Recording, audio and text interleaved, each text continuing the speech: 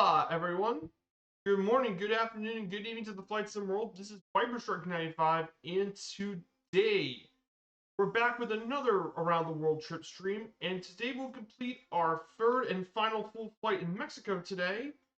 We're going to be here doing a pretty fun GA flight. So we're back here at Mexico City's Benito Juarez International Airport, Mike X-Ray. And we got a pretty fun flight coming up.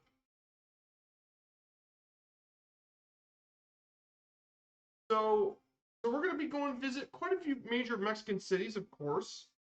We're going to be flying from Mexico City to Puerto Vallarta. So this should be pretty fun. Got some pretty high altitude flying across the Mexican Altiplano. So we're going to have some pretty beautiful scenery here to fly over as well. So before we get started, I want to say hello to the chat. Hello to all the lurkers and mods. Welcome on in, everyone. Thank you for coming.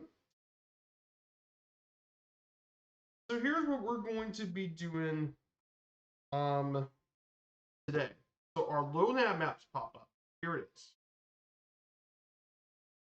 So starting back at Benito Juarez International Airport.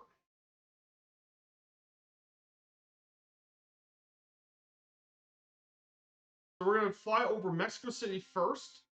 Once we fly over there, we'll make our first stop here at General Francisco Mujica International in Morelia. Then after this, we'll visit downtown Morelia, and then we head back northwest for our second stop here at Guadalajara International, Don Miguel Hidalgo, Mike Golf Lima, one of Mexico's busiest airports. Then we're going to visit the major city of Guadalajara, and then from there we'll head our way over to the historic tourist destination of Puerto Vallarta, a place I've been to in real life, of course. And we'll make our way over to Mike Papa Romeo. So basically, just be a three-leg stream, but we wanted to cover over quite a bit of Mexico today.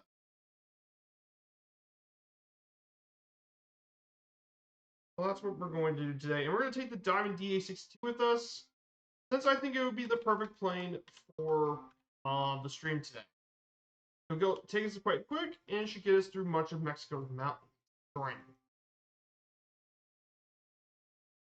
I think with this one should be pretty easy to start.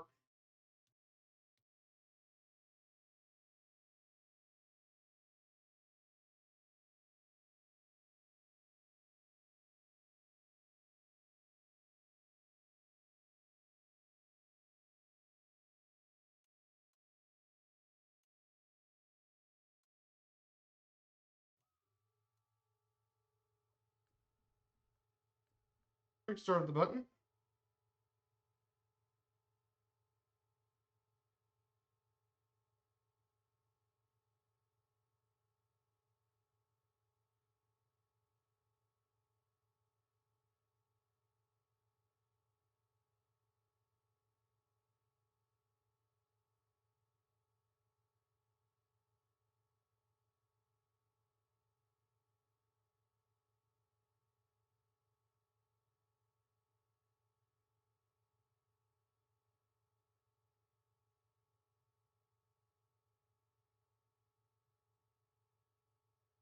So, we're just going to turn everything on for a bit.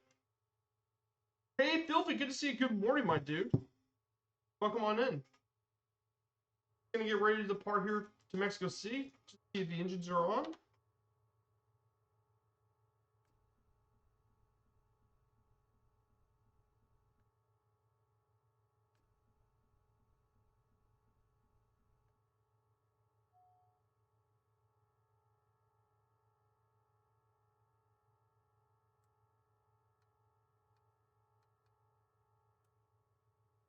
Just turn this thing on.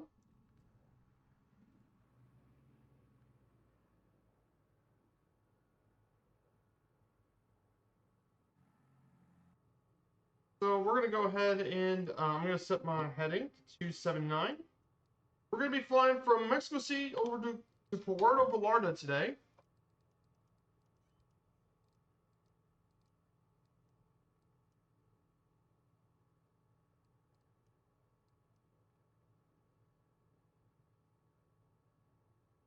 And our cruise altitude for today's stream, the max altitude is going to be at 13,000 feet.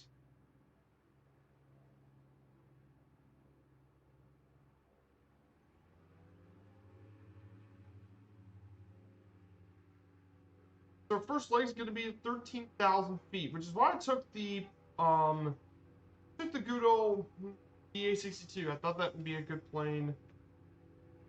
The higher altitude wouldn't be such a worry with a plane like this. So it might take us about 2 hours to get flying in and out of.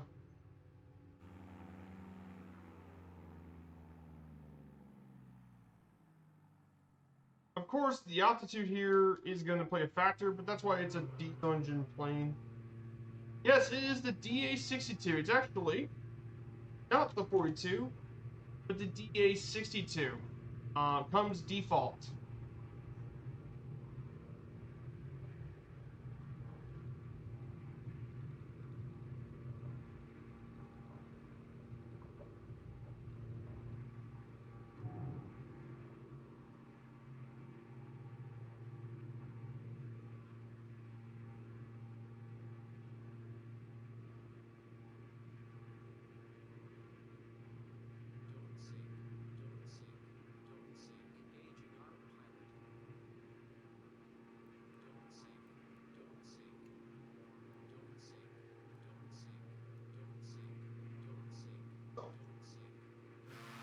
This is Mexico City International. This is Latin America's busiest airport.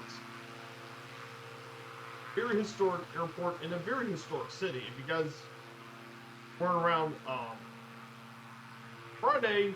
I talked a little bit about Mexico City's history, and there's so many incredible places to visit in Mexico City that are rich in culture, cuisine, and much, much more.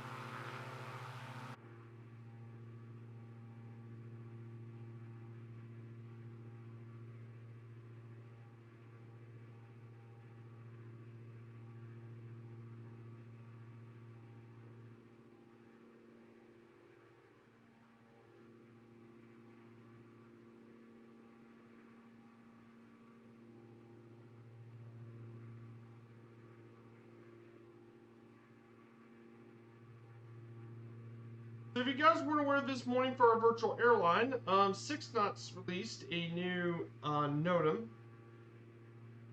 So he's updated the tables.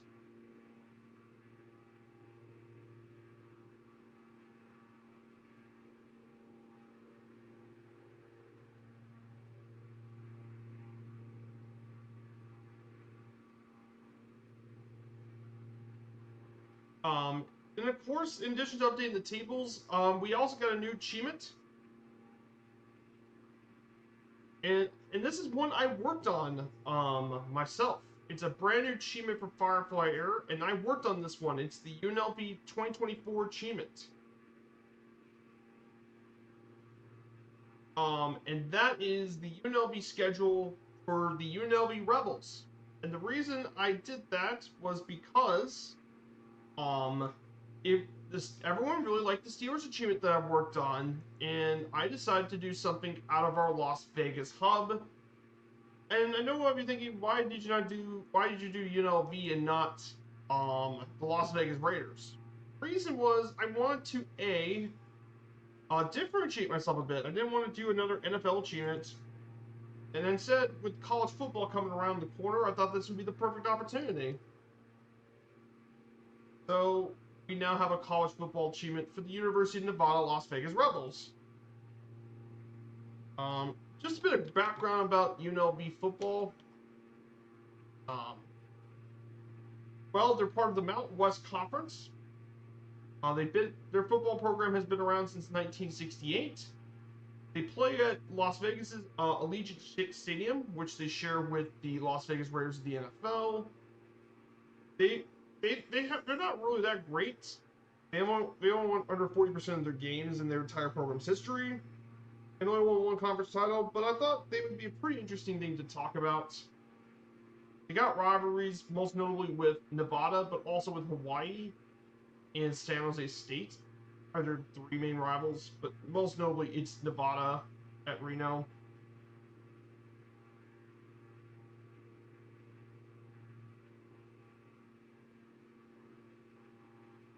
they've had quite a few interesting players that played in the pros.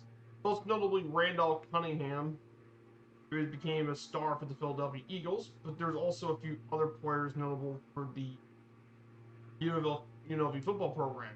Wide receiver Keen McCardell, Kenny May, who we all know actually works for ESPN as anchor for SportsCenter. Co-founder and CEO of Defro Records, Suge Knight.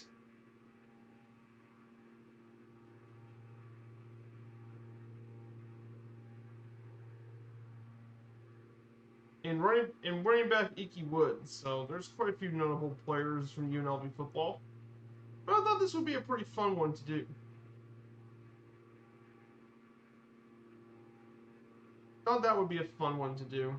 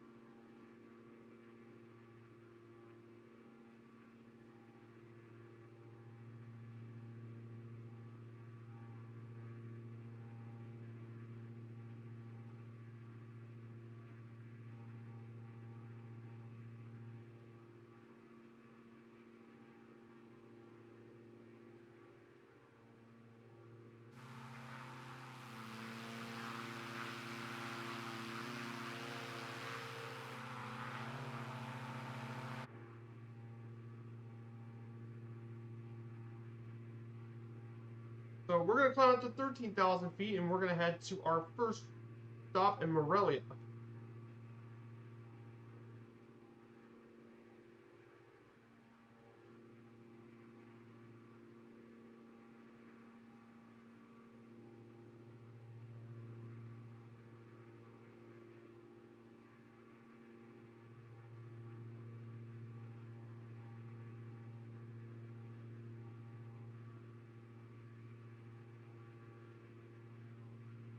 I forgot to update my stream elements too.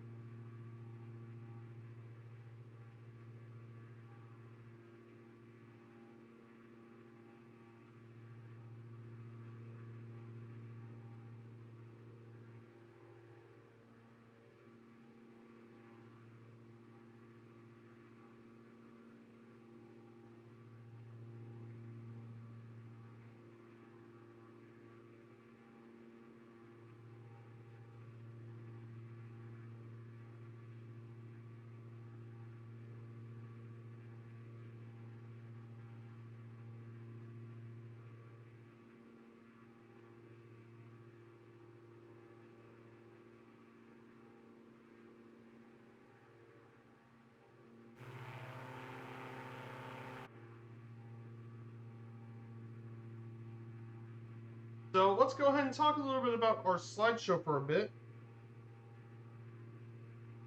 Let me reduce the throttle a little bit. We're going at 200 knots, so this shouldn't take too long.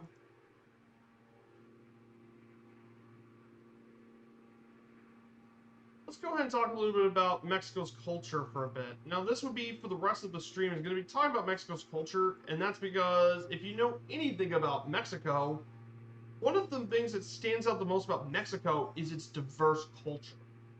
See, the thing about Mexico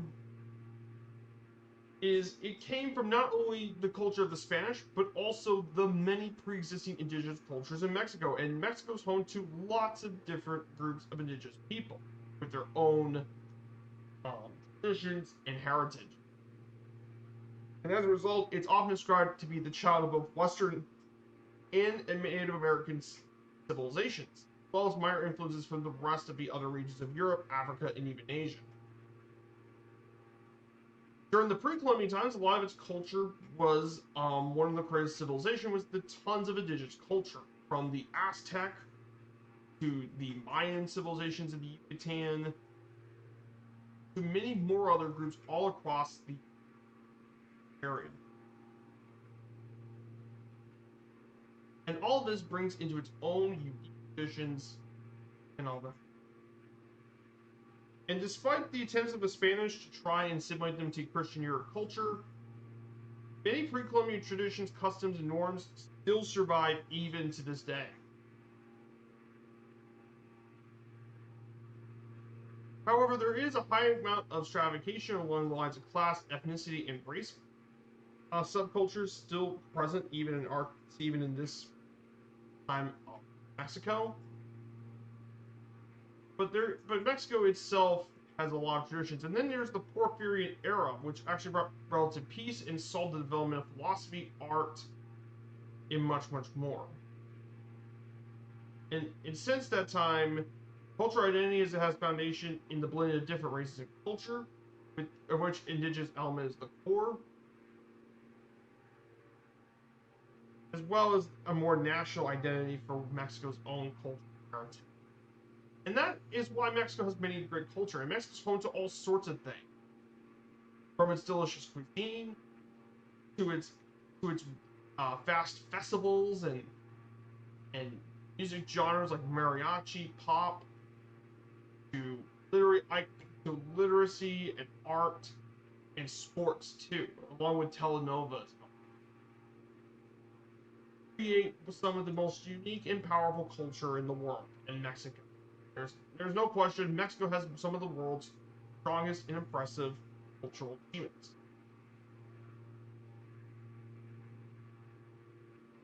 So there's so much to talk about Mexico. It's pretty crazy when you think about the culture that Mexico really brings to the table.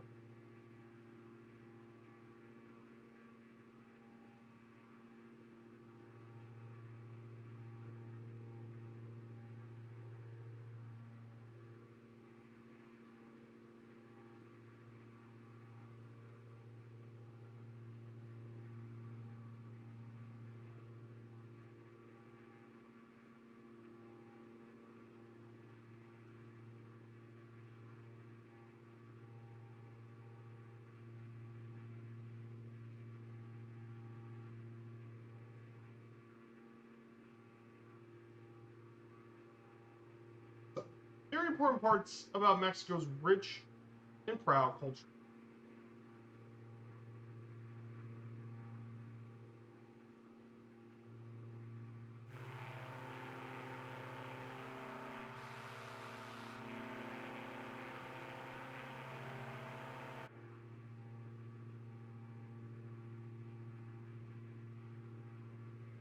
So that is just the basic overview, but there's so much about Mexico's culture that is so worth talking about. There are a ton.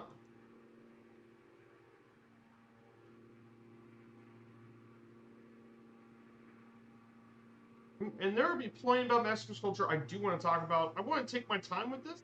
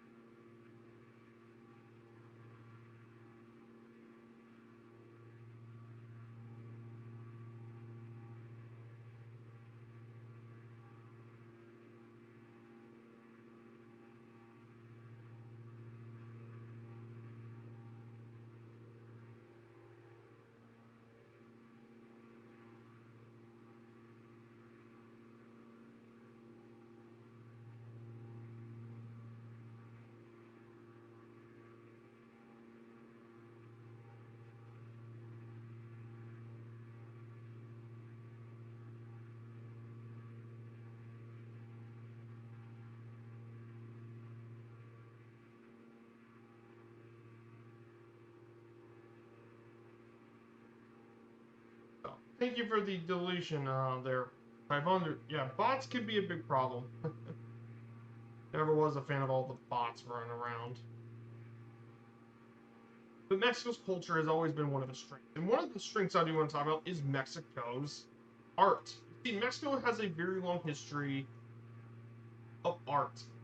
For example, is back to even the pre-civilization times. In prehistoric times, cave paintings were found all over much of Mexico's history. It's been around, it's about 7,500 years old, and it can be found in many of the caves in the Baja California Peninsula in northwest Mexico. And you can find them present in caves, including those from Aztec codices, manuscripts, ceramics, garments, and more. And that's just the Aztecs. There's also Mayan rural paintings, places like Bonaparte or Teotihuacan.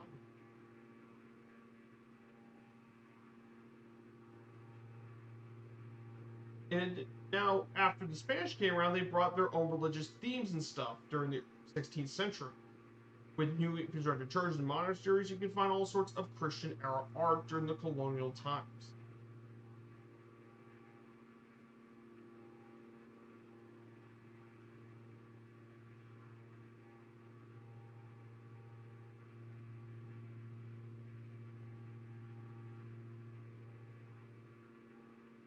But of course, where Mexico really elevated art was during the 20th century.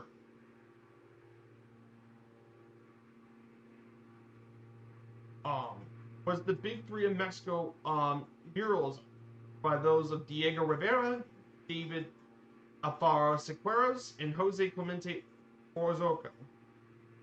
And they achieved worldwide recognition, mainly with the Mexican government, to paint large-scale historical murals on walls of public buildings to help shape Mexican cultural identity. You also have Frida Kahlo's, is considered to be the most important work by a female artist in the world, is Frida Kahlo.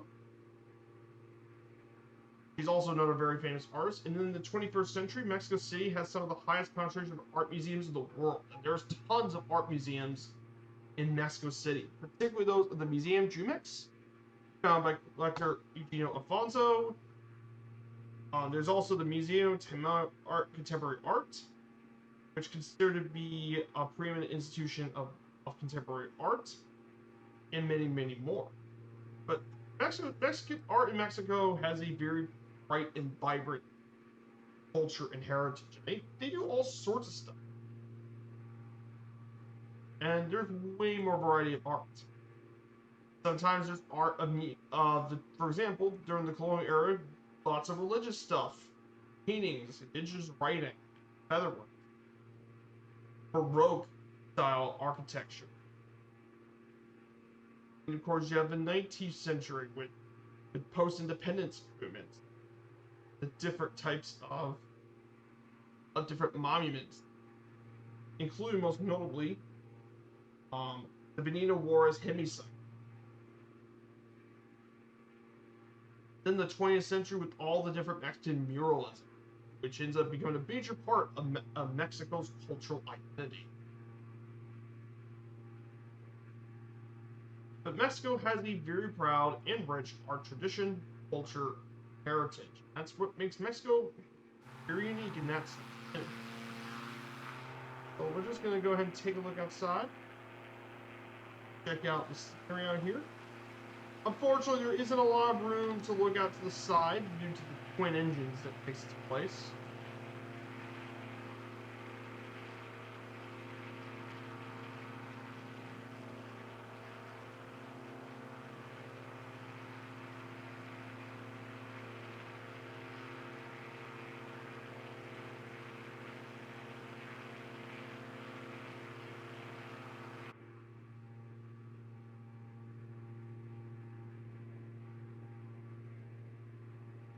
The scenery here looks pretty good.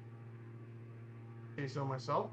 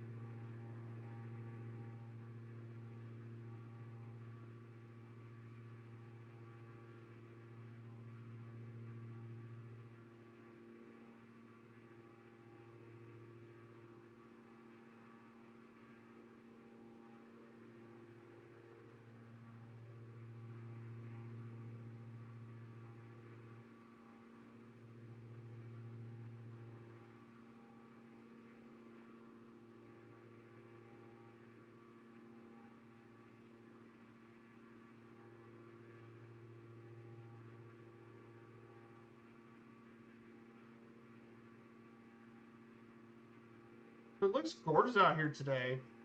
The high plains of Mexico. Yeah, I know in Brazil, a lot of people like to see Brazil get a world update, and to be fair, I know a lot of people like to see Brazil. But if there's another Latin American country I would like to see a world update, is probably Mexico. Because Mexico would be awesome with a world update. Photogrammetry in Mexico City be really cool. Plus, there's some really cool Mexican airports you could do some handcrafted stuff. I know a lot of people would be pretty interested with Mexico City, or Guadalajara, or even Puerto Vallarta would be interesting options for a handcrafted Mexican airport. But I think Mexico could really do some world updates.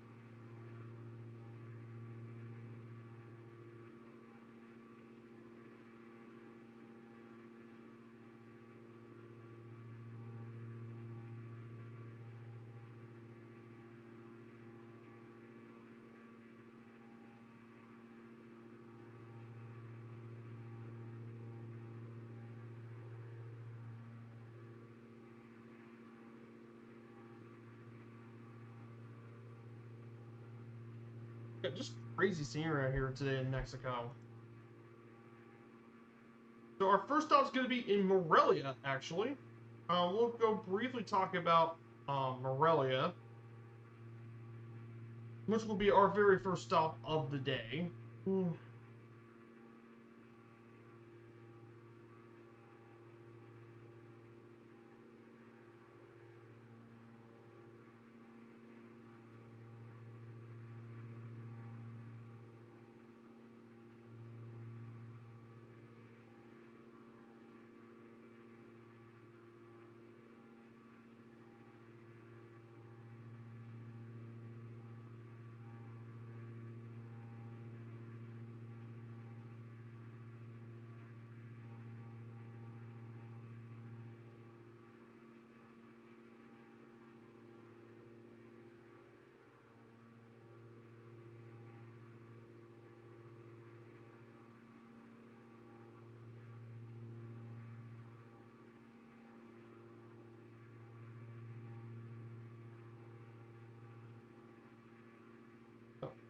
Going to head over to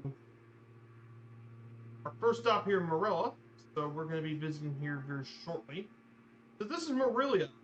Fun fact about this city: it was actually found all the way back in 1541. This is the capital largest city of the state of Michoacan.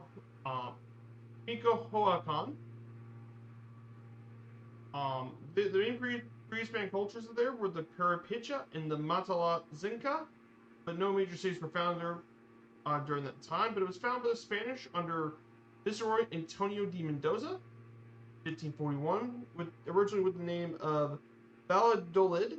However, it changed name to Morelia after the Mexican War of Independence, in honor of Jose Maria Morelos, who led the Mexican independence movement. The city was declared a UNESCO World Heritage Site in 1991 for its well-preserved historical buildings in the historic center. Population of 743,000 people live here in the city. But its metropolitan urban area is around 1 million people. But there's some really cool areas to visit here. Of course, you have the historic center, most notably headlined by its historic cathedral, the Morelia Cathedral, which was actually built way back in the this cathedral was actually built all the way back in 1660 and was not completed until 1744. But it's the most historic building in the city, and it's also in the beautiful Baroque style. There's also the decorated plaza, several more historic areas. You also have the popular fountain, the Fuente de las Tarascas, installed there in 1984.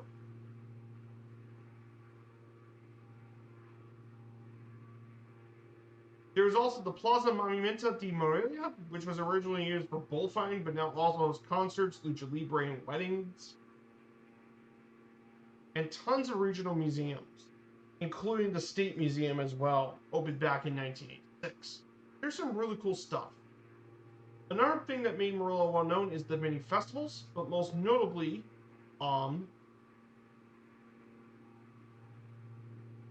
which is the Festival Internacional de Music de Morelia, which consists of more than 40 concerts of over 500 artists, and it's become the largest music festival in the city as well. There's also a cinema festival that started back in 2003 to showcase Mexican cinema and more. Of course, the main airport we're flying to today is Mike. Yes, original, but this is Morelia International Airport. It's officially known as General Francisco Mujica International. It is the largest airport in the state, providing domestic flights within Mexico, as well as several U.S. destinations. It began operations back in 1984, originally doing a DC-9 flight. However, it's now grown even more so, and it's currently Mexico's 8th busiest airport for international passenger traffic, and 23rd in the world, 23rd ranked in Mexico total. Some of the destinations here include Mexico City, Dallas-Fort Worth, Houston Intercontinental, Chicago Air, Monterrey, Tijuana, and Fresno. So yeah, pretty cool stuff. Hey, Flying Dive, good to see you, my dude. Morning to you, my dude. I hope you're having a great weekend. Just currently heading our way to our first stop in Morelia.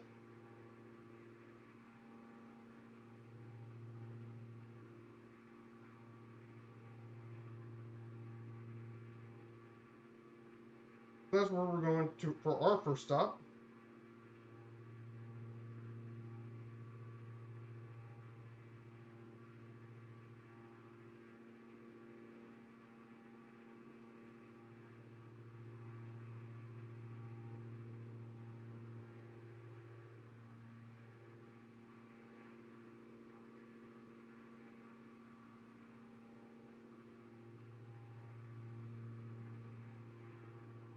So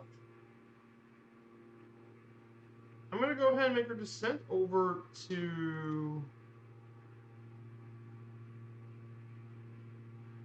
1,000 feet. We're going to go.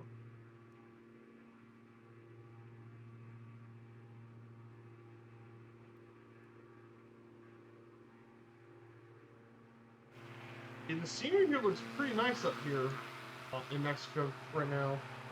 I know there's more scenically beautiful areas, but the reason I decided to do this for GTA is because we get to hit several major Mexican cities. Morelia, Guadalajara, and Puerto Vallarta. And I didn't want to do a lot of airliner stuff, so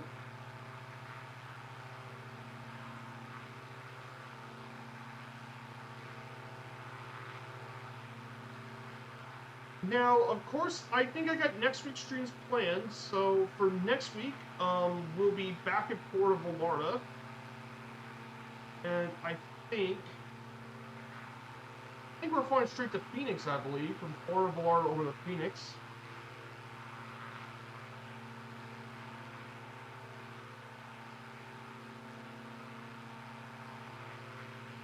I could do that, or Monterey over to Phoenix, because I do want to visit Monterey, but I think we're gonna fly from Puerto Vallarta straight to Phoenix, Arizona on Friday. Then, of course, Phoenix to Vegas on next Sunday. And then for Wednesday stream, we'll be back in Nagoya. We're going to be doing another Mr. Shuttle, but this time in Nagoya. I'll be listing a couple of destinations we hit.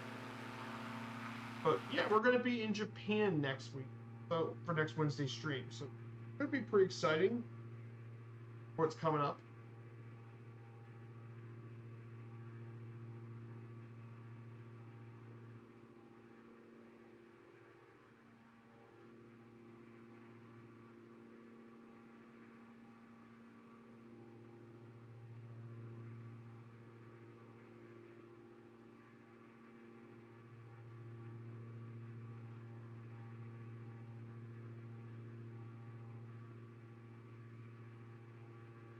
Hey, Kestro, good to see you. Kestro up here with us. Welcome on in, my dude. We're about to reach our first stop.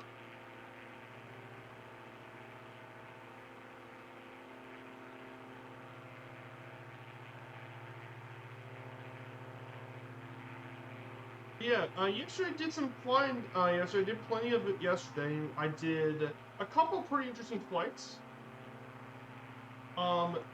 So I did some flying. I did some regional stuff.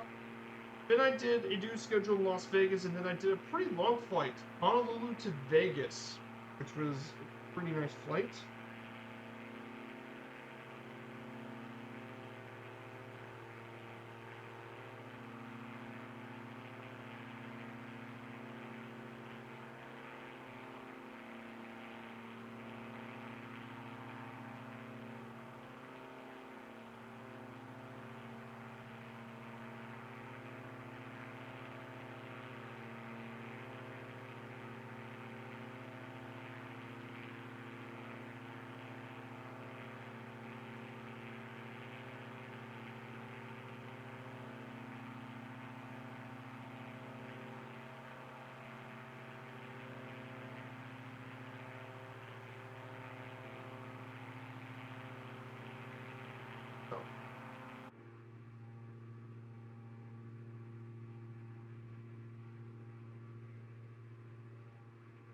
So Mike Delta's gonna come soon. We're gonna just land at runway 23, and we'll just stop.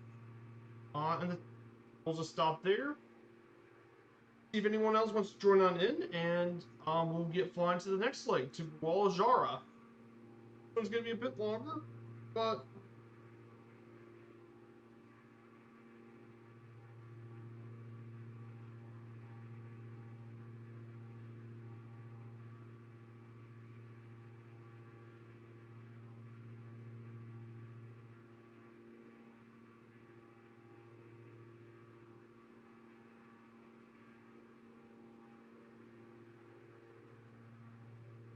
yeah, this area definitely here is pretty cool. The Mexican Antiplano has quite a few interesting links.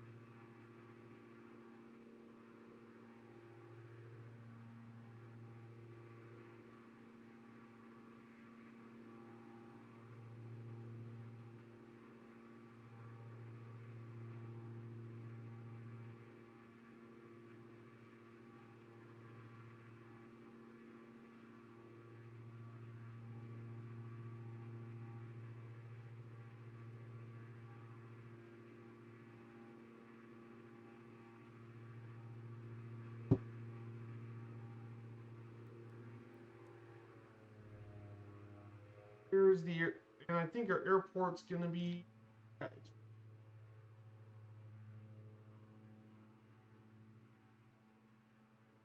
Here we go, guys. Mike Delta is straight ahead.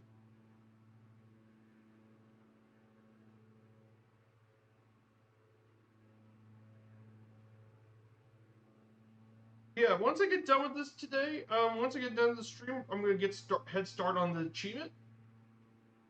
So we're gonna start with week 1, with the Rebels versus Houston, University of Houston. So we're gonna fly from Houston, from Las Vegas to Houston Hobby, since that's closest to campus.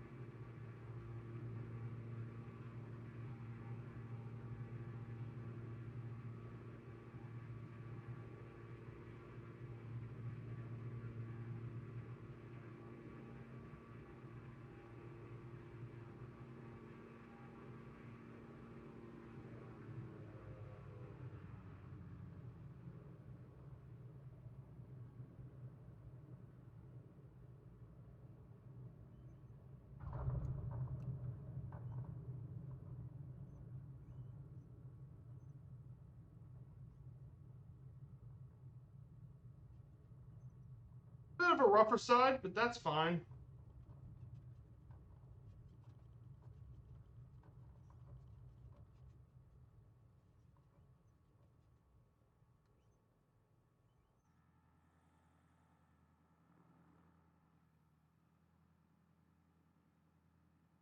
We'll just stop here for a brief bit. If you guys want to join on in, we're on the Southeast Asian server where we find the DA62. Six so that we can keep up with this thing. I'll be trying to fly around 190 knots, give or take.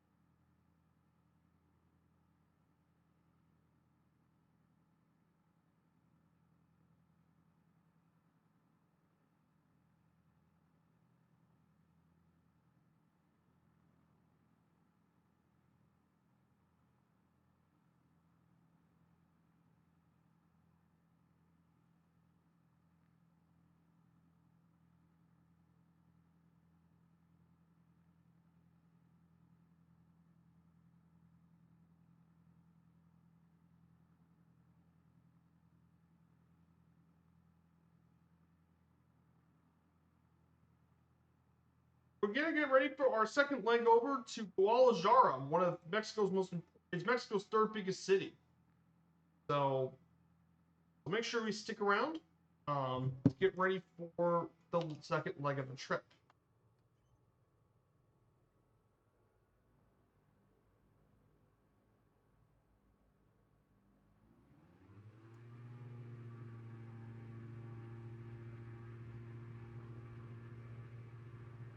And make our way out. Our second big.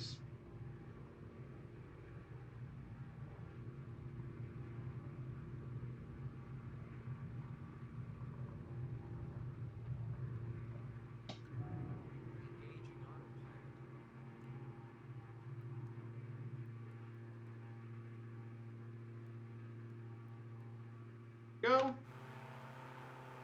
On high. So we'll be visiting the city of Morelia. Then after that, we'll climb up to 10,000 feet and make our way over to Guadalajara.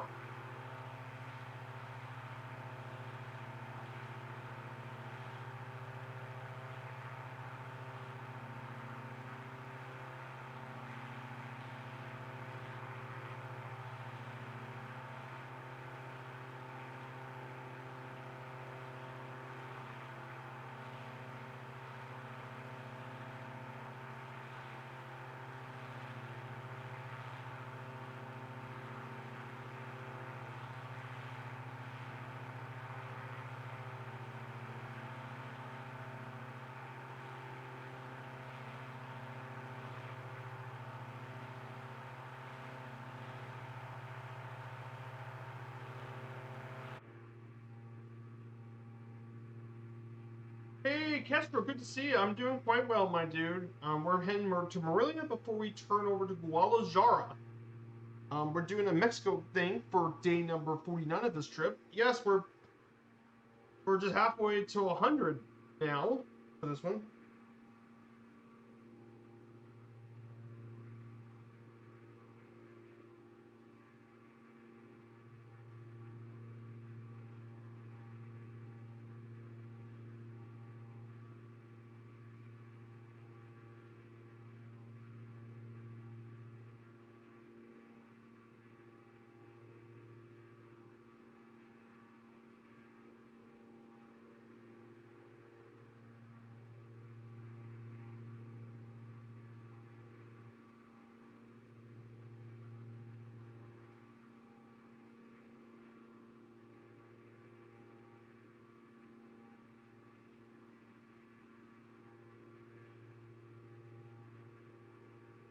Oh, no worries, Kestrel. Sorry to hear about that. That sucks, though. Game crash?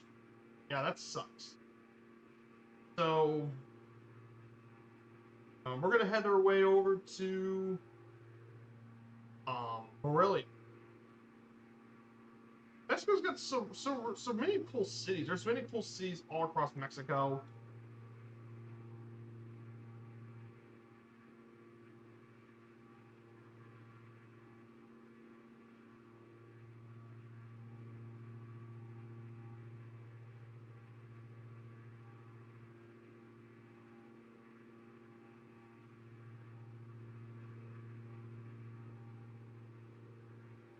Here's Morelia.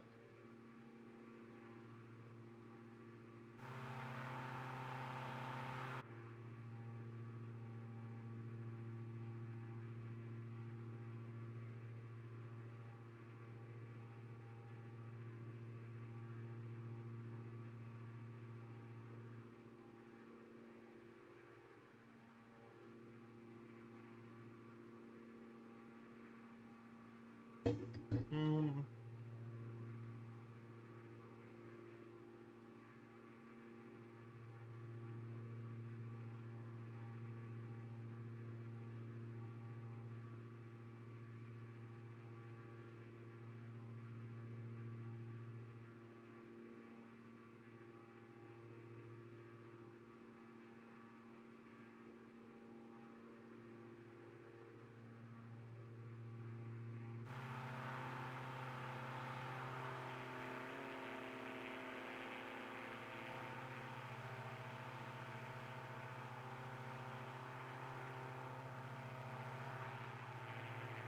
This is Morelia. You can see here in the center, this is the historic center of the country.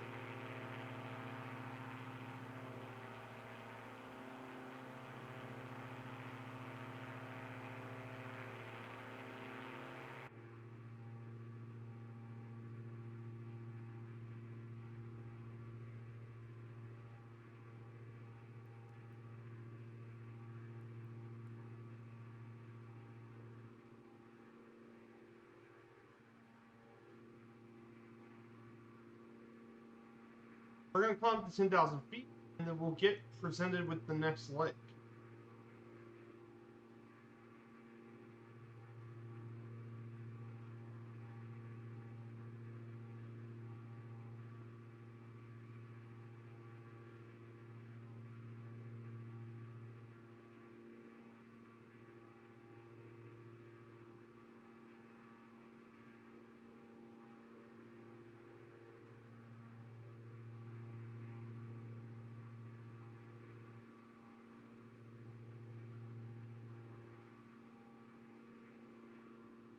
So, there really isn't too many MSFS news I do want to report, so... But yeah, the next week is going to be the A319-20 from Phoenix, which is, for your Airbus guys, I'm very excited for you guys. You guys are going to finally get the other major models for the A320, the A320 family, which is going to be super exciting because those are two very well-known models of the planes.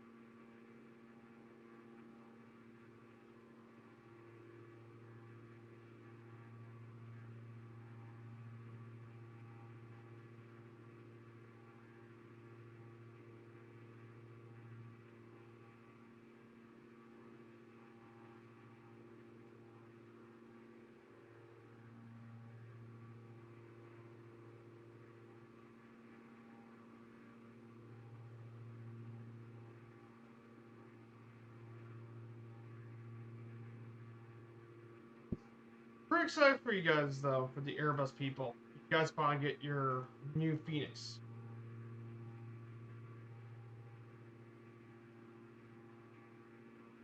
Also, yeah, Vertical Sims also announced another new airport, Southwest Florida International, which is actually represents Fort Myers, Naples, and Cape Coral. It's one of the busiest single runway airports in the country.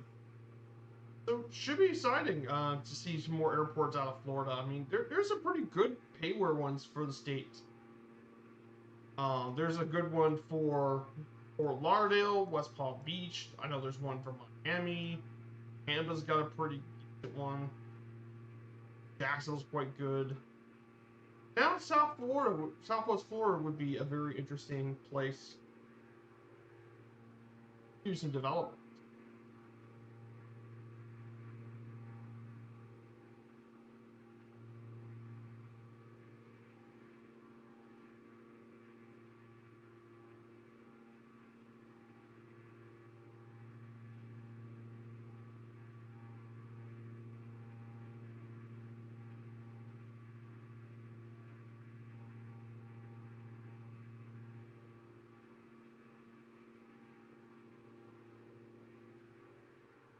Yeah, the E319 is mostly served by American Airlines and EasyJet, have the two largest fleets of the A319.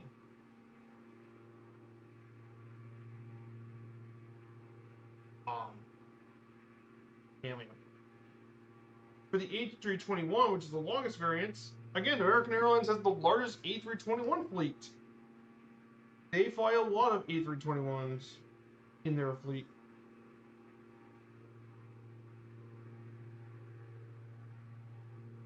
That's why you're going to see a lot of American Airlines stuff flying the A330 stuff. So let's go ahead and talk about the next part of Mexico's culture today, and that is its architecture. Mexico's architecture is also got just as much of a diverse history as its art. For example, you have the pre-Columbian architecture of pre-Columbian times, mainly the Mayan architecture. In one of the places includes Palenque, which is in southern Mexico, having made out of stone. And it can evolve from simple to very complex forms of structure, from adobe and stone. In fact, you can see some great, beautiful Mayan heritage, even here to today.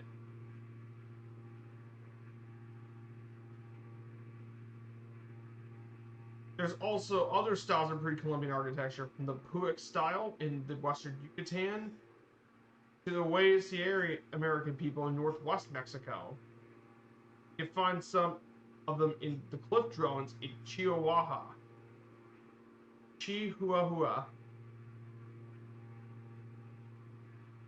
for example. Of course, once the Spanish came around, there was a couple more architectural styles, including the Tecuicuy, which is Indo-Christian art, mixing between the indigenous American and the European arts into one interesting mosaic of art.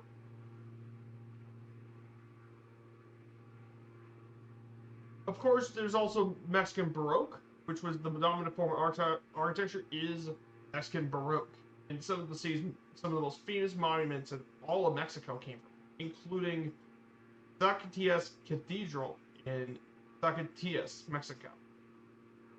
There's also the Baroque Casa de los Muñecos in Puebla,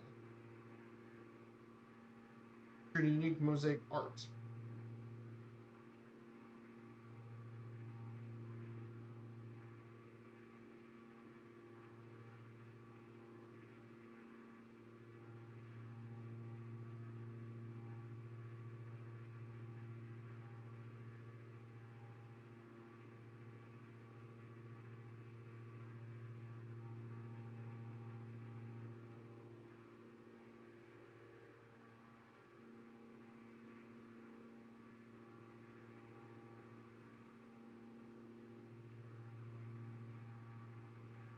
And of course, let's not forget neoclassicalism also developed pretty much through this time as well. In the more modern times, um, it's much greater modernity. And modernist cultures end up actually becoming a big part of Mexico's architecture. Of course, in the picture is one of the most famous buildings of all of Mexico City, the Palacio de Bellas Artes, the Palace of Fine Arts. Features some of the finest architecture in all of Mexico. Absolutely gorgeous. Is Mexico City's very, very culturally brilliant architecture. However, we're going to talk mostly about Mexico's cuisine, and this is where we're going to spend the most time. Because if anyone who isn't even remotely know Mexico should probably know Mexican cuisine. But basically, it is a whole treasure trove, a mixture between the Spanish with native indigenous ingredients, and since there's tons of different indigenous groups and cultures, there are a ton of different ways to cook Mexican food. And many food items even originated here in Mexico. Corn, pepper vegetables, the calabazas, winter squash, avocado, sweet potato, turkey. Yes, turkey originated there. Many types of beans and other fruits and spices, and more. And they've been around. And as a result, from the meaning of millennia old, two different cultural traditions were born. All sorts of ones. Pozole, mole sauce, barbacoa, and tamale, chocolate, a large range of breads, tacos, Mexican street, and even beverages like atole and milk chocolate were born here. Types of desserts, and more. In fact, Mexico's cuisine is so renowned that it's actually placed by UNESCO as an intangible cultural heritage, which is pretty special to think about. And it's considered by many to be one of the world's finest cuisines. Of course, there are a ton of things about Mexico's cuisine we have to mention. First off, Mexico is very regionalized in terms of cuisine, similar to that of France or Italy or even the United States. But in China, a lot of the cuisine here in Mexico is very regional, and it depends on where you live in Mexico. For example, if you live, for example, in the region of Chiapas, for example, if you live near Chiapas, corn is one of the major staples, and a lot of indigenous food remains strong. It's mainly, usually if you eat something in Chiapas, you get to see a lot of different herbs, like Herbia Santa and chipilin. Tamales are usually wrapped around with banana leaf. And they often favor a drink, a boiled corn drink called pozole, which is fermented corn from the cocoa.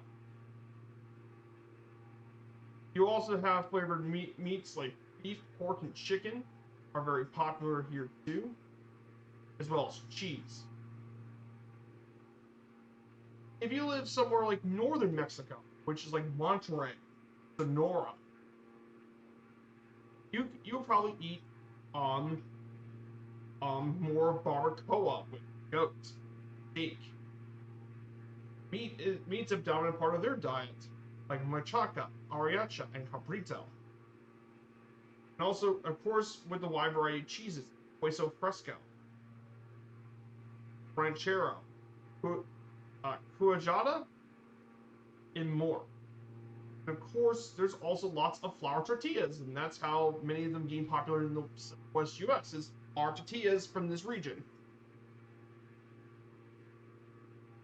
Now, one of the most unique versions of cuisine is Oaxaca. Oaxaca basically is one of the more unique because it's actually way more indigenous in food. For example, a lot of it is influenced by the Mixtec and Zapotec cultures.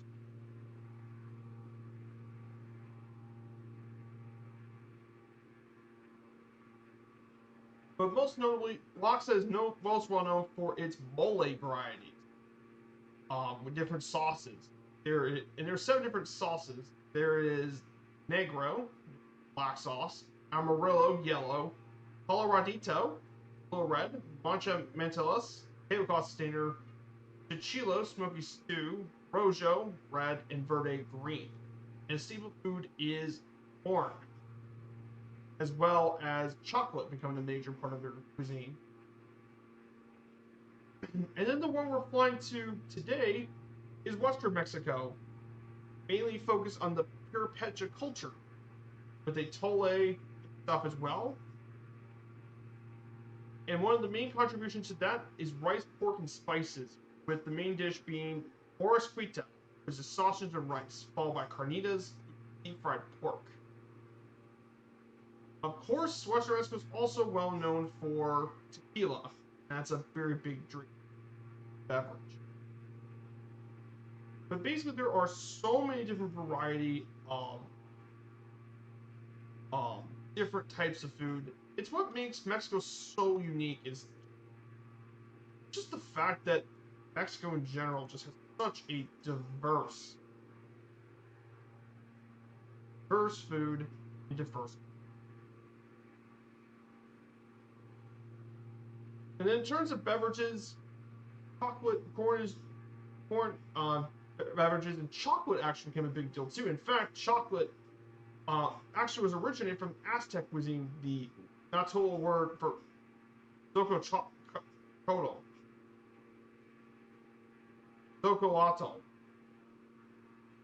And of course, alcohol is a big thing too, but most notably tequila. In fact, we're going to be flying around the area where tequila is made today. So we'll be checking that out too. But what I'm trying to get you guys is this. Mexico's cuisine is some of the most important cuisine in the world. And there's a reason why it's so popular. Because Mexico's cuisine is just really diverse, delicious. It can be simple or complicated. But Mexico's cuisine is just so good. It really is.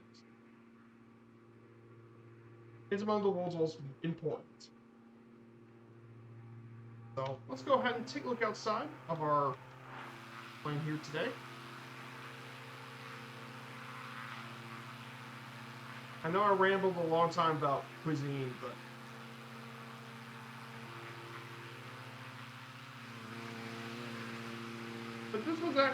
I actually had a important reason why I talked about cuisine, because it's just a big deal for a lot of the people that live in Mexico.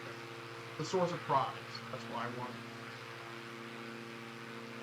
If you guys are interested, I do have my Discord if you guys want to join on in. I stream here 3 days a week, Wednesdays, Fridays, and Sundays.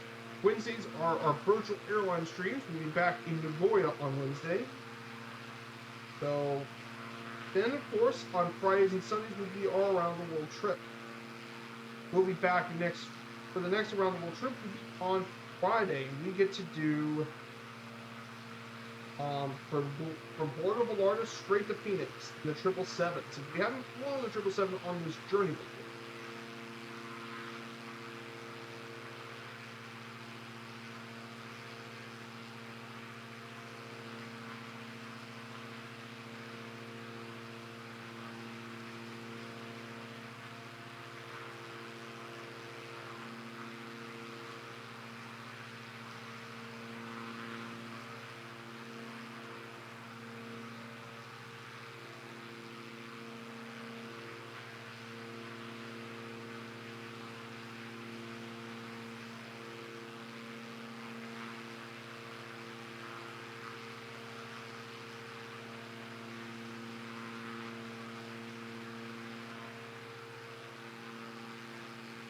beautiful scenery here today. The scenery here looks really gorgeous. Mexico, it just looks absolutely fantastic. So we're just about 195 nautical miles away from our final destination in Puerto Vallarta. So we're doing quite well here today.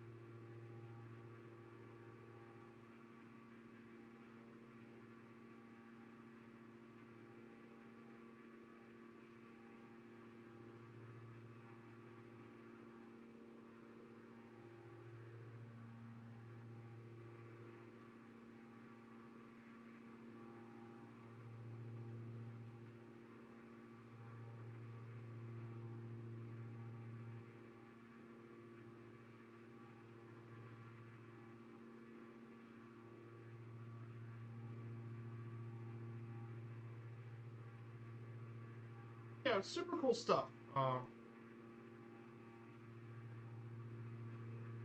Yeah, I hope you guys have learned something on the stream. If you guys are liking the stream and haven't followed yet, and you're enjoying the stream, why don't you smash the follow button and support the channel? Like I said, I put a lot of pride working on this stuff for you guys. So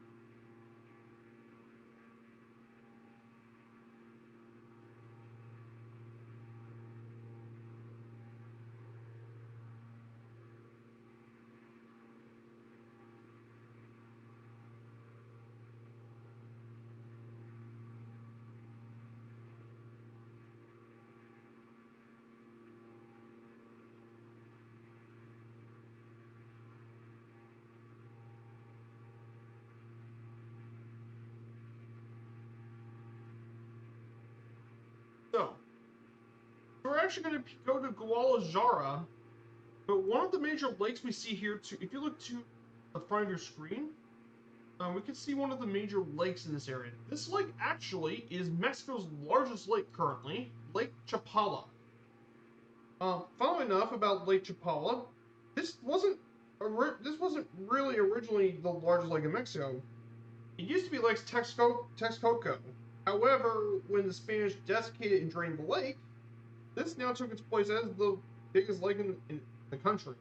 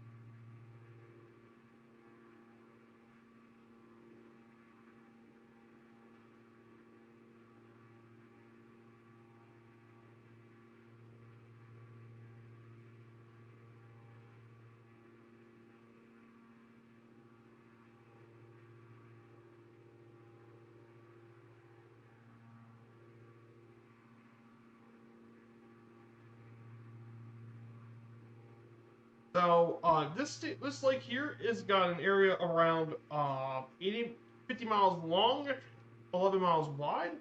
Serves area of 1,100 square kilometers. Its max depth is 34 feet, so it's actually quite shallow.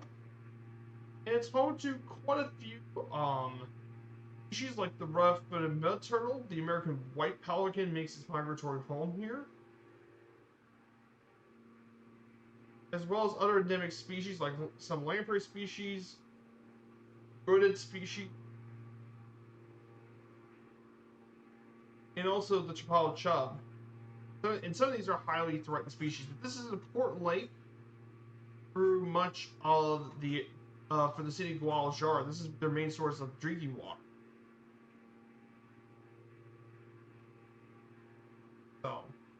important stuff to keep in mind when you're checking out this place.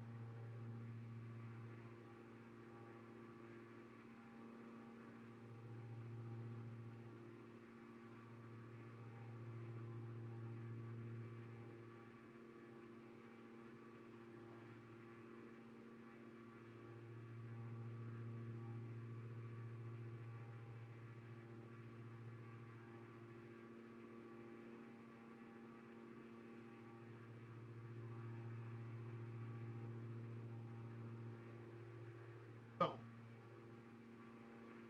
it's a really beautiful view here.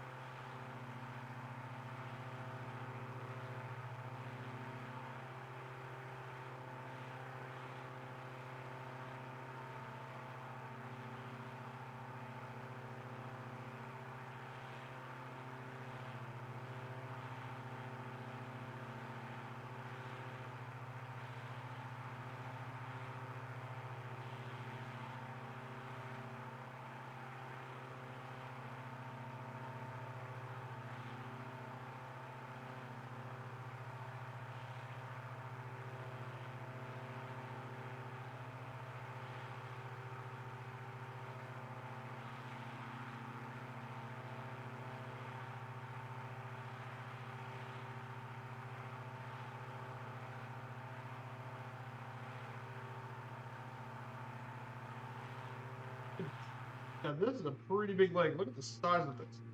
However, this wasn't always that big. This wasn't even used to be the biggest lake. Texoco was absolutely huge. So, something to point in mind.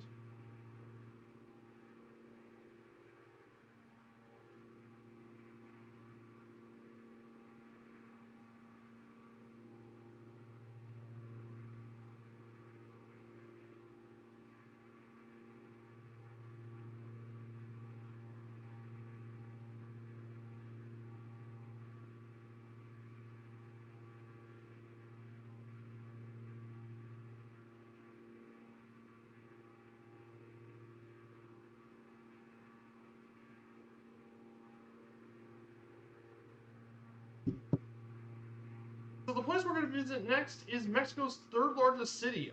Guadalajara is actually going to be our next stop. So Guadalajara is Mexico's third biggest city.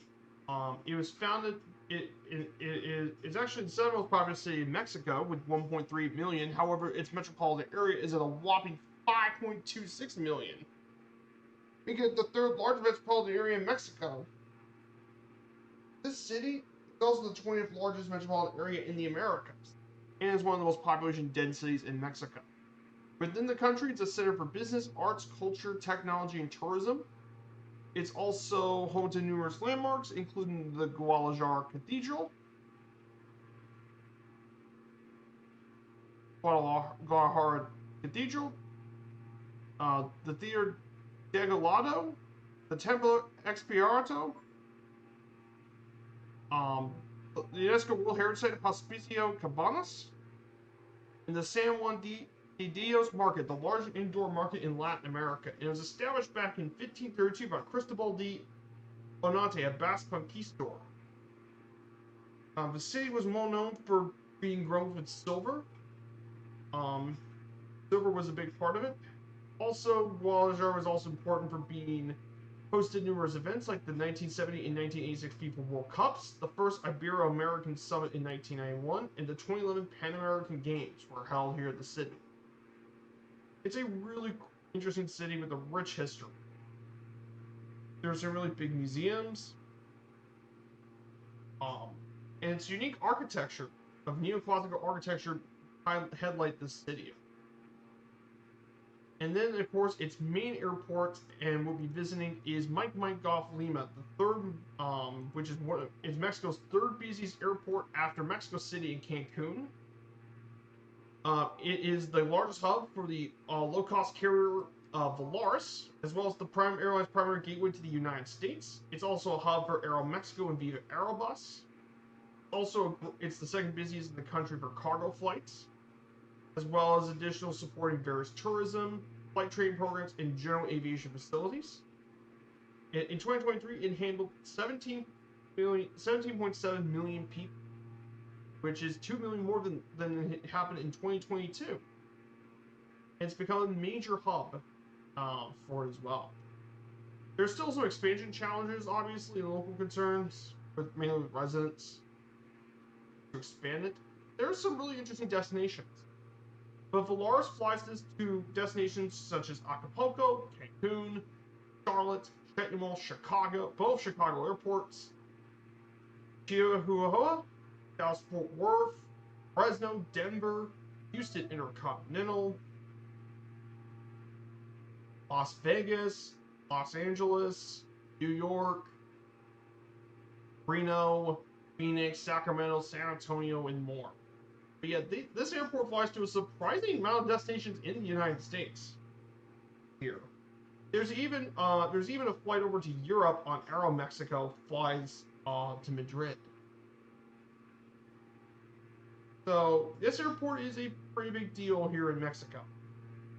And this might actually be one of my favorite places to put a hub down in Mexico, just because the major thing why I don't really like to have a hub in Mexico City is because if you know anything about Mexico City, it's a super busy airport. Don't get me wrong, Mexico City is a rich history. There's plenty to do in Mexico City.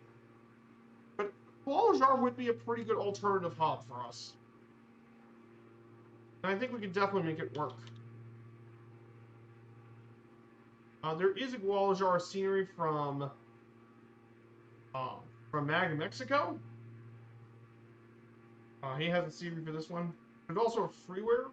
There's also a really solid-looking freeware airport for this as well.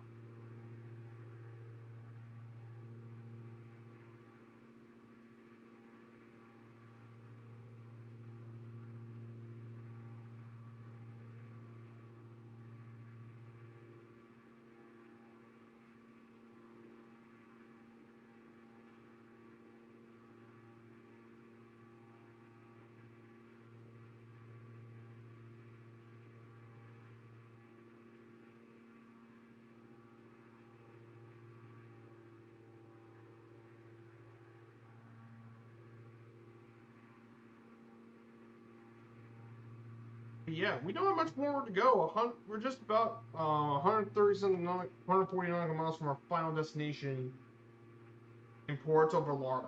We don't really have that much more left to go on this trip. We just gotta cover the rest of the culture stuff, which is gonna be the rest of the culture stuff is gonna be literature, cinema, music and dance, sport, and then the fun facts about Mexico. That'll be all we have to cover, and we'll be done with the last of the Mexican slides about Mexico. But as you can definitely tell, Mexico is a very rich and culturally very important area.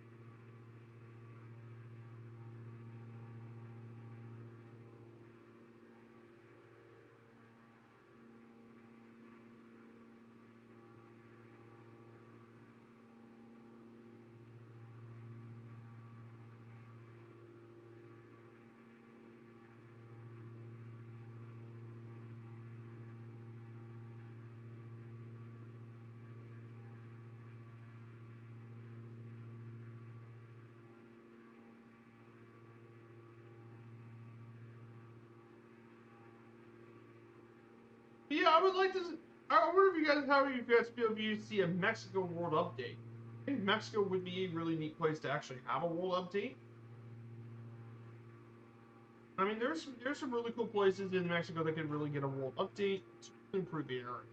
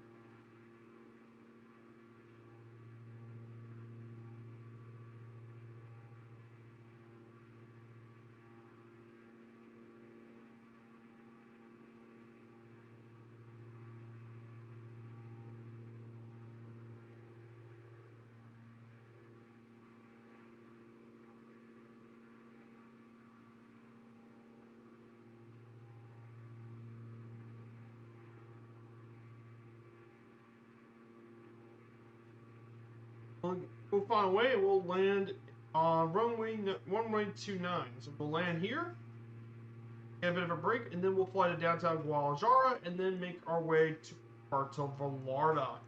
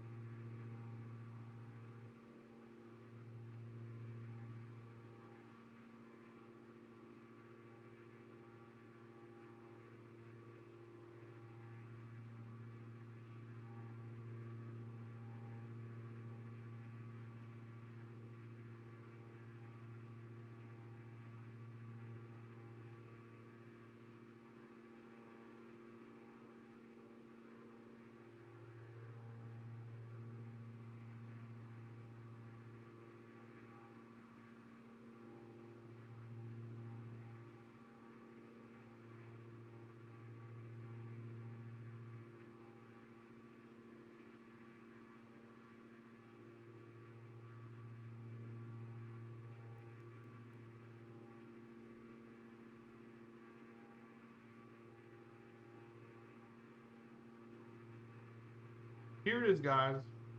Hey, Roby, good to see you, my dude. I hope you're doing well, Roby. We're about to make our way over to Guadalajara for our second stop of the day. We're flying over to beautiful Mexico. We still got one final leg left to go after this. We'll make a brief stop here and make our way over to Puerto Vallarta to wrap up our streaming days in Mexico. That's because I want to get straight to the United States again. So the reason it took us that long to get out of Brazil is because Brazil is absolutely massive of a country. Mexico, not nearly as much.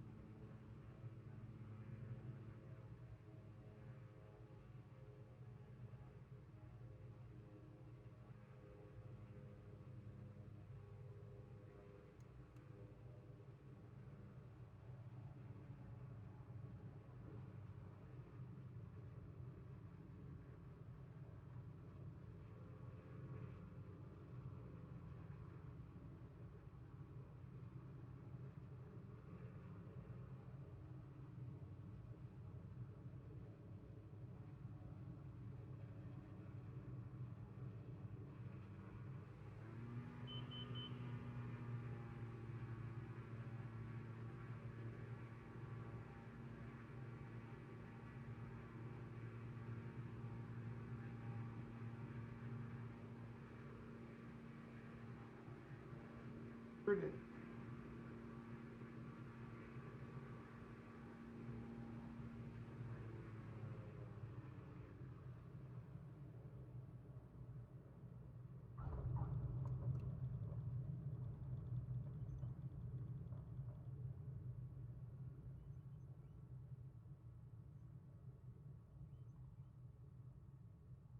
Welcome. So we're now into Guadalajara.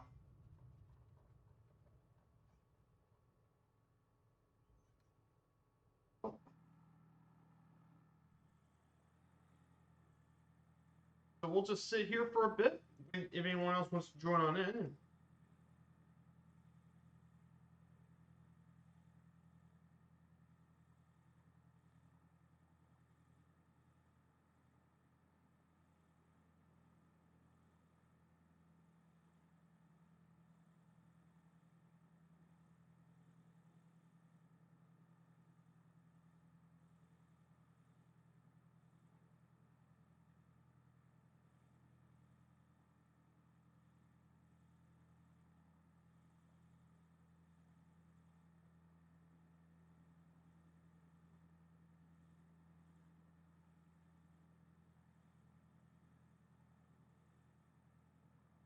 We'll just stay here for just a bit. If anyone wants to join on in, we're on the Southeast Asia server. And we're in Mike Golf Lima.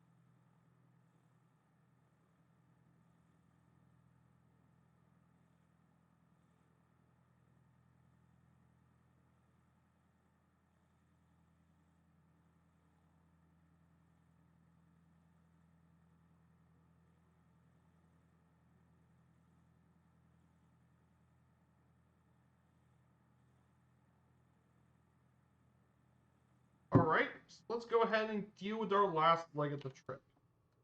To Puerto Vallarta, here we go.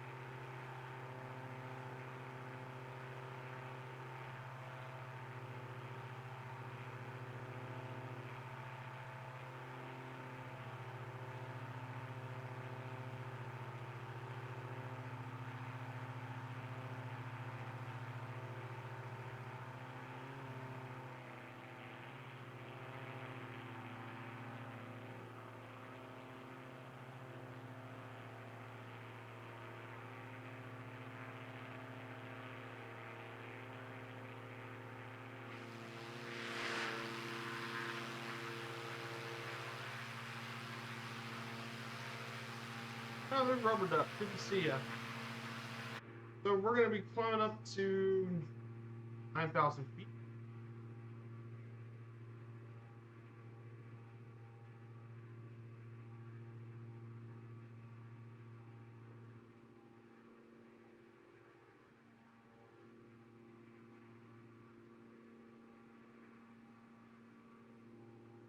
Once we climb to 9,000 feet, we'll head our way to the left, and we'll go ahead and talk about the rest of Mexican culture. So we're going to talk about the rest of Mexico's rich culture.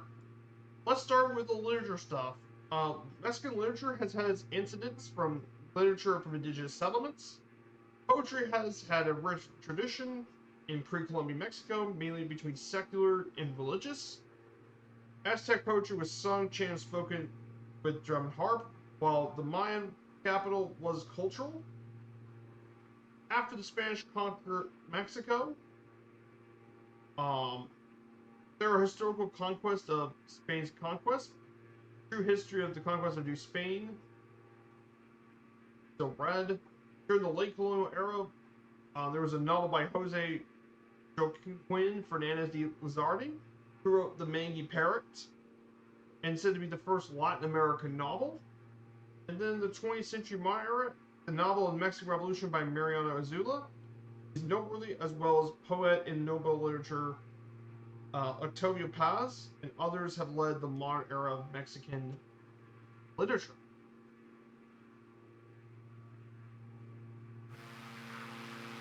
Here's downtown Guadalajara,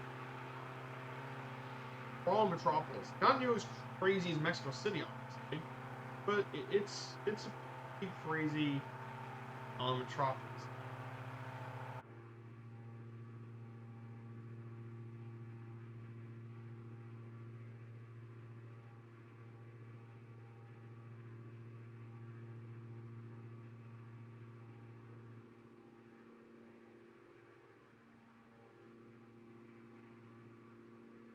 After its literature is Mexican cinema. However, Mexican films have some of the greatest examples of Latin American cinema came from the golden age of Mexican films in the 40s and 50s. And during those years, its industry was comparable to that of Hollywood. And some of those films included the 1943 movie Maria Candelaria, a Mexican romantic film by Emilio Fernandez. It was actually one of the first films awarded a Palme d'Or in the Cannes Film Festival. You also have the Spanish-born director Luis Buñuel. And some of his greatest works were made in Mexico, including Los Olvidados and Viridiana, 1961. And some famous actors and actresses during their golden age include Maria Felix, Pedro Infante, Dolores Del Rio, Jorge Negrete, and the comedian Katina Phyllis.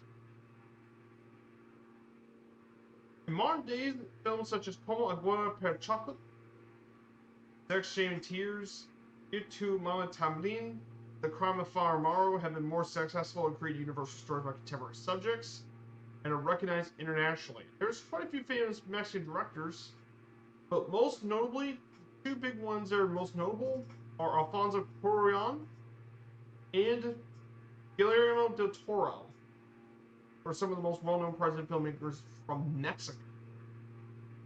Mexico has a wide tradition of filmmaking. Mexico is also really big in music and dance, and there's a long tradition of it. From pre-Hispanic present. Much of the music from the colonial era was composed for religious purposes, and although the traditions of European opera had dominated Mexican music earlier, however, there were lots of elements of Mexican nationalism already appeared by the latter 19th century, with operas such as Incentio or Ortega de Villar's 1871 Guatimozin, a romanticized account of the defense of Mexico by its last Aztec ruler. The most well-known composer of the 20th century for Mexico is Carlos Chavez, who composed 6 symphonies, indigenous themes. However, the big part about Mexico a lot of people know is traditional Mexican music. This includes genres such as the mariachi, banda, norteño, ranchera, Corridos. Corridos were particularly popular during the Mexican Revolution and in the present era. In the 60s and 70s, the embrace of rock and roll brought Mexico to a transnational counterculture movement. And then modern day wise, most Mexicans listen to contemporary music, pop, rock, and others in both English and Spanish. Folk dance is still very well known today, and it's both deeply regional and traditional. So there's quite a lot of different types of Mexican music. And just a bit of background about each of the different traditional musics. In northern Mexico is the norteño, which is influenced by immigrants from Germany, Poland, and the Czechs, northern Mexico, featuring that the accordion was one of the most popular instruments, is the accordion. It's still used today.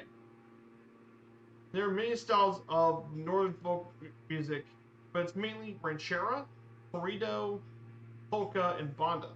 Ranchera basically is a subspecies that is traditional folk music.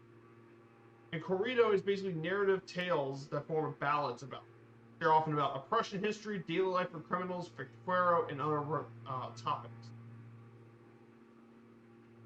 And ranchera basically is, which basically is national conscious, and mainly about love, heartbreak, patriotism, or nature. Make a big part of northern Mexican music. In central Mexico, the mariachi is one of the most popular, which basically, and of course, the most iconic feature is the Mexican charro, the horseman. Mariachi consists of 5 or more musicians that wear charro suits and play various instruments like the violin, the vihuela, guitar, carillon, which is the big Mexican guitar, and a trumpet. They talk about love, betrayal, death, politics, revolutionary heroes, and country life. And this is, and when a lot of people think of Mexican music, a lot of people think of the mariachi, which kind of makes sense. It's very popular as well. And it's popular all throughout South Mexico in the southern United States. And that's why, if you think about Mexican music, you think of the mariachi. And finally, southern Mexico features strong mix of different cultures, mainly the Chilena and the Son Juraca, where some of the two big stuff is about. In terms of pop music, 60s and 70s produced a lot of Spanish language versions of rock and roll hits. But some of the most well-known pop artists from Mexico include Juan Maria Napoleon, Alex Sintek, who won 3 Latin Billboard awards, and quite a few others. But the big part about Mexican pop music that's big is rock. Of course, there are lots of well-known Mexican rock music. However, one of the most notable people, and one that's had a very long time, is Carlos Santana. He was actually he's a Mexican-American guitarist, and he developed a lot of Mexico's own movements. He inspired many other guitarists to this day from Mexico.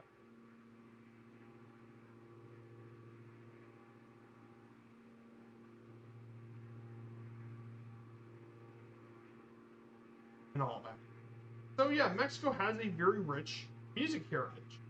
Now, I didn't cover this about when I talk about television, but the one thing in television I do want to mention about Mexico is the telenovela, or soap operas, are very popular in Mexico.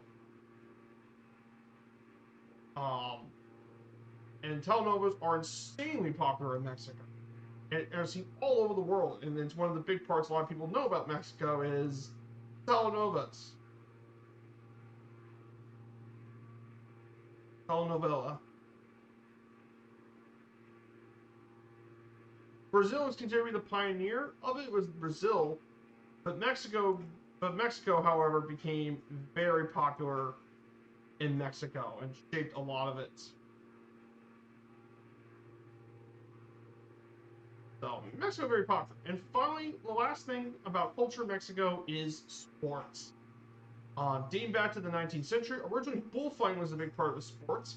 However, nowadays football is king in Mexico. And one of the top soccer leagues in the country is Liga MX. Baseball is also a pretty big notable place in Mexican culture, mainly in the northwest and southeast parts of the country. In recent decades, bull riding, American football, and basketball have grown even more. In fact, rodeo is actually considered to be the national sport of Mexico, and rodeo. In Mexico, Sports Inc. also hosted the 1980, 1970, and 1986 FIFA Cup, and also hosted the 1968 Olympic Games, the first Latin American city to host the Olympic Games. And it's going to be hosted again in 2026, along with the United States and Canada. However, despite Mexico having historically had success international with football, Mexico, however, sadly, has been one of the most successful teams that have not won the FIFA World Cup, despite the fact Mexico historically has dominated North America. At one point, it was ranked 4th in the world, and now it's 17th. Because, well, nowadays, Mexico is now having to compete directly with the United States now. In fact, Mexico-United States is a pretty intense soccer rivalry. But Mexico's sporting stuff actually goes way back. And I'm not talking about the 18th century. I'm talking about way beyond for over 3,000 years. That's because the pre-Columbian people played the Mesoamerican ball game, and I was actually part of that too. And apparently they played that for over 3,000 years, and they still play it to this day. Which is pretty crazy to think about. That's still a long heritage, but Mexico has a proud sporting heritage. Another major part of heritage in Mexico is lucha libre, freestyle professional wrestling, and that is also what a lot of people know as well. And finally, Mexico is a major power in professional boxing. Over 13 Olympic boxing medals have been won by Mexico. So that's it about Mexico's culture, guys. I think that's everything we need to know about Mexico's culture. So here's some fun facts about Mexico. Mexico's home to 35 UNESCO World Heritage Sites, the most of any country in North America. What if I told you color TV was actually invented in the country? Yes, Mexico's the event where the color TV was invented back in the day. There are 68 recognized languages in the country. I know Spanish and English are widely spoken, but also the many indigenous languages are over. You wouldn't be surprised by this, but Mexico's home to the most volcanoes in the world, and some of the smallest ones too. If you guys don't know about Day of the Dead, it was actually originally created as a satire. However, it gained such popularity that it's become a major multi-day holiday in Mexico.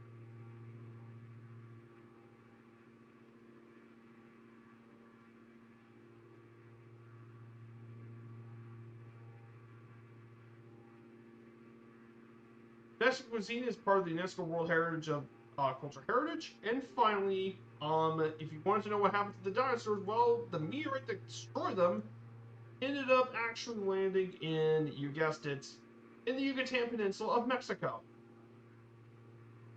So that's it, everyone. That is the slides to learn more about Mexico. So we're just 74 nautical miles from our final stop in Puerto Vallarta. Puerto Vallarta.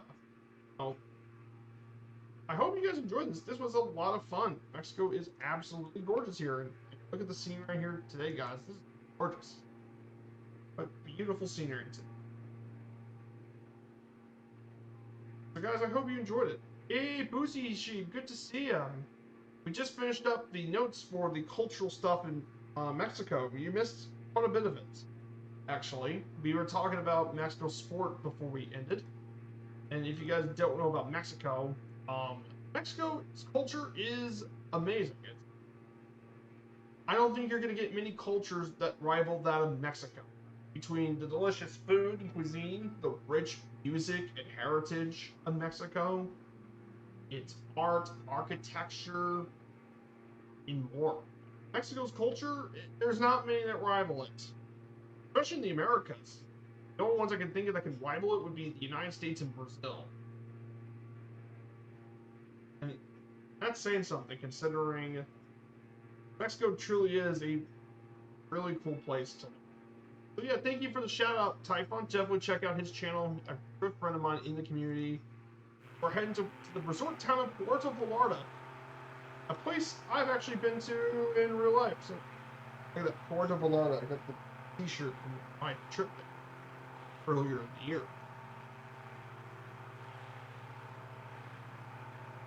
Yeah, this will be our last flight in Mexico because we're gonna fly straight up from Puerto Vallarta over to Phoenix. We're gonna fly straight up there.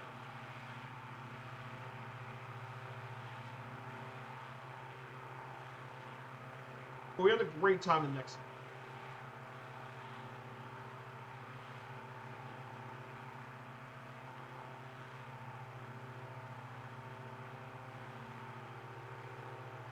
Yeah, beautiful country, beautiful place.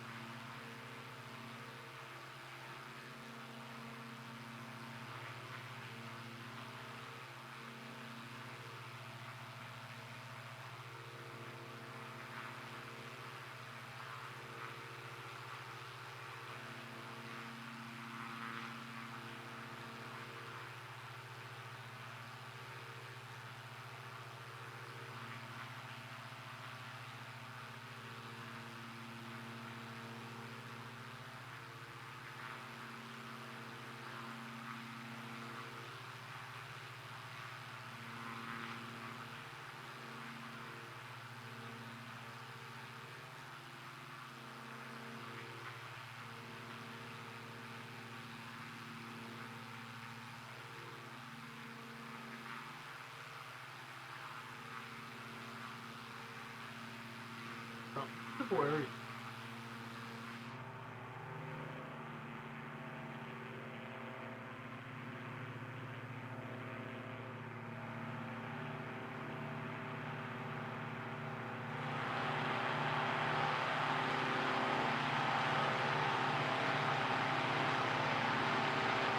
You're more than welcome, Boozy Sheep.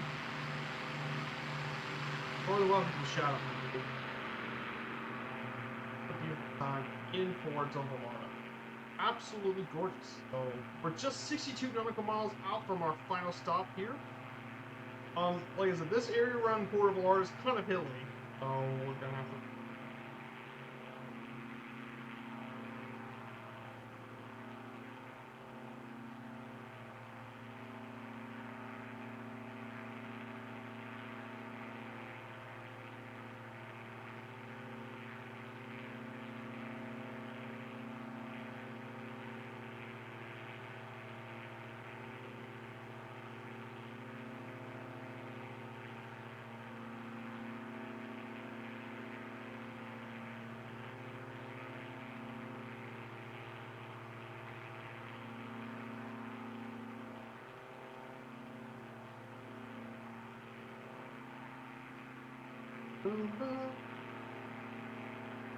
So yeah, we're going to be visiting the historic resort town of Puerto Vallarta. Now, I've been to this place in real life. It was actually my favorite of all the times we were in Mexico. But Puerto Vallarta is a major resort area. It's the second largest urban migration in the state of Jalisco after Guadalajara. Um, Population is actually 224,000 people, but its metro is around 479,000. It was actually pretty recent. 1851 is when it was founded, named after Ignacio Vallarta, who was the governor of Jalisco during that. This area used to be well known for pirates back in the day. Um, the pirates used to settle here, but the big part why Puerto Vallarta grew to where it was today was that during the 20th century, it became a major resort town, thanks to the international airport there, as well as improved ground transportation, and it grew way more during the 1980s.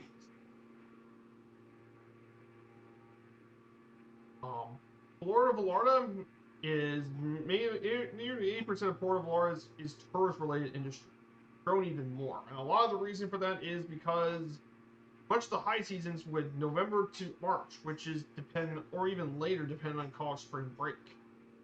Also, it's really relatively easy to get to because of all the direct flights to many of the major airports in the United States. And it's also popular with U.S. and Canadian retirees. Love visiting Puerto Vallarta. But there's also a lot of problems with it. Mainly poverty still remains an issue.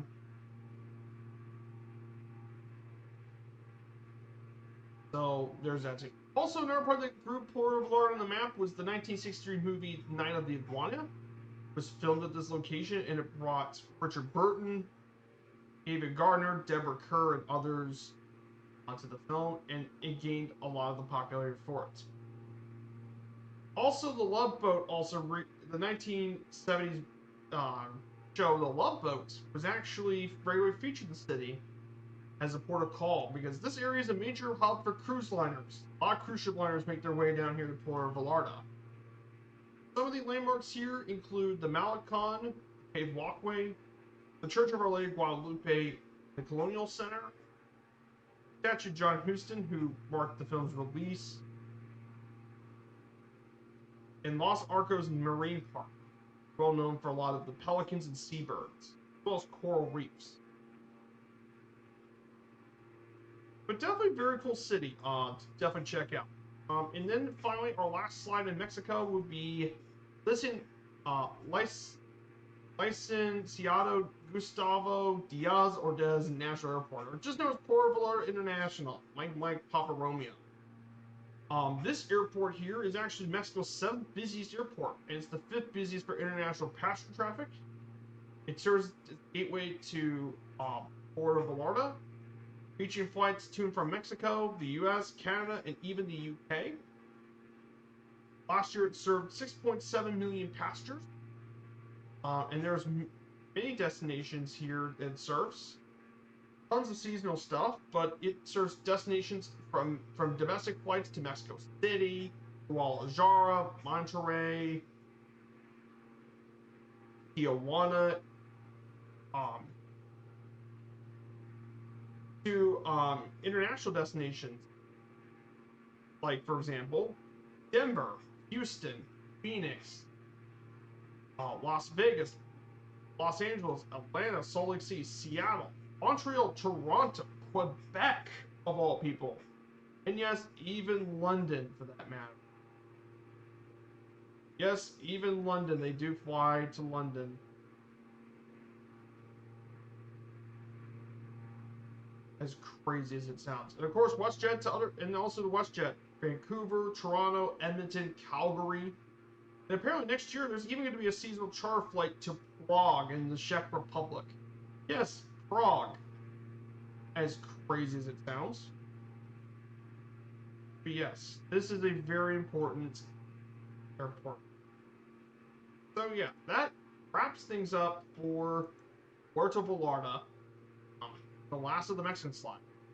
That's because next Friday we'll be flying all the way up to Phoenix, from Puerto Vallarta over to beautiful Phoenix Sky Harbor. 777 will be making our way to Sky Harbor Airport. That's because we're gonna have a pretty epic GA flying, in the Comanche. We'll be taking it from Phoenix over to Las Vegas, which is also where our Virtual Airlines West US hub is, Las Vegas. Hey guys, it's been a massive blessing to be here with you guys. I hope you guys enjoyed it. I hope you guys really do. I put a lot of work into these slides, you know, and talking about the information. I put a lot of work into it, and I'm very proud of it. So, I do appreciate it.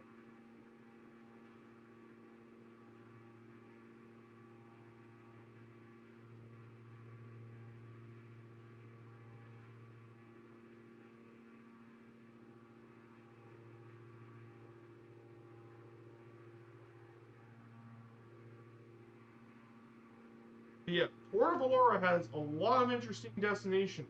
Oh.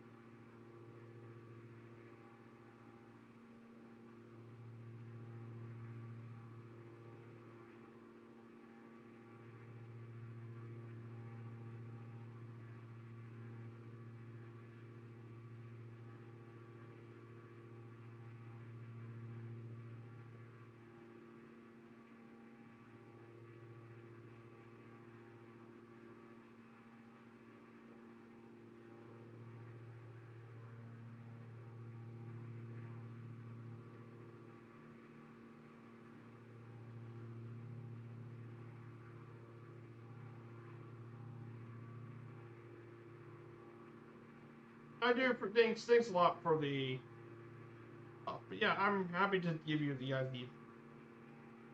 So what I did in Puerto Vallarta, if you guys weren't aware, what I did in Puerto Vallarta, and it was actually gorgeous there in Puerto Vallarta. I really do enjoy it. I enjoy it. We did some tequila tasting way back. I think I could show you guys some of my pictures. If you guys want to check that out. I got them in my Discord. I think it's my IRL Travel the World. Got linked to. I got tons of Alaska pics. I know from that 14. Actually, I mean, it was.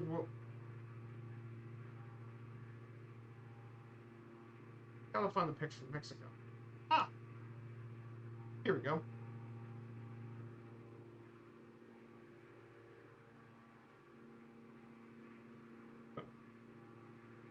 Here you go, guys.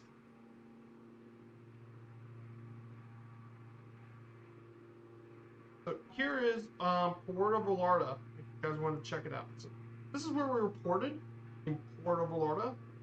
Yeah, this was the favorite of my stops because we stopped at Cabo, Mazatlan, and Puerto Vallarta, and this was our unanimous favorite. This was our area. We did the tequila thing, the tequila show in the beach walk.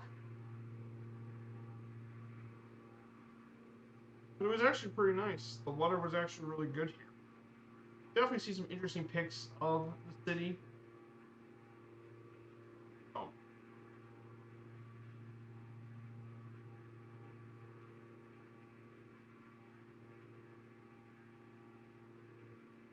Yeah, look at some of the coast. It's gorgeous.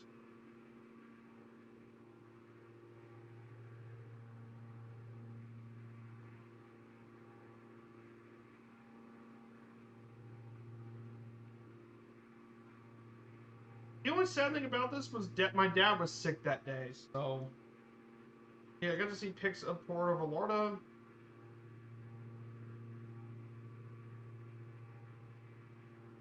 Got some great pics.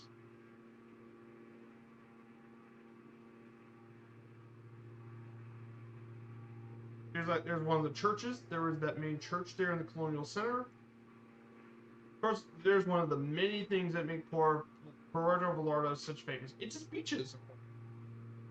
All the various beaches, they're thrilling.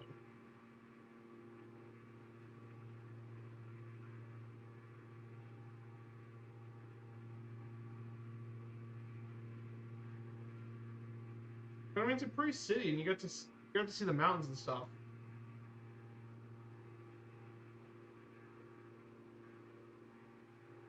So I just showing you guys some of the pictures I had during my time in Puerto Vallarta.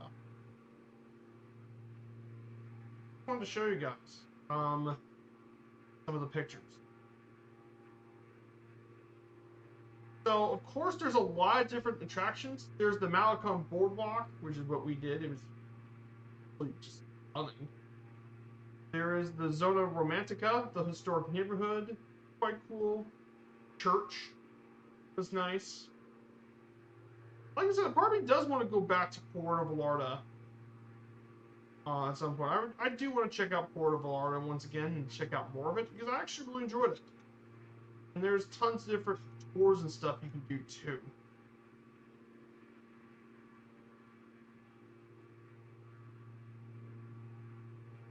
But yeah, we did some taste testing of tequila and stuff too.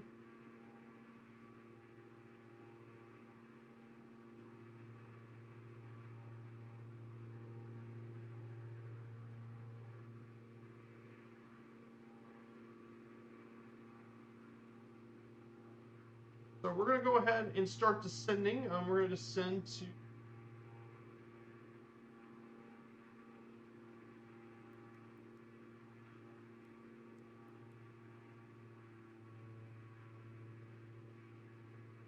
So here we are, guys. You can see Puerto Vallarta down in the distance. See Puerto Vallarta.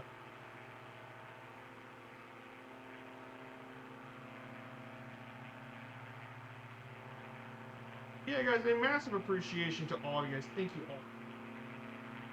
Like, can't believe we're almost there for 50 days of this around the world trip, and within those 50 days, Started here at my home airport. We went down to Palm Beach, then flew across the Caribbean, the Bahamas, Cuba, Jamaica, Haiti, Dominican Republic,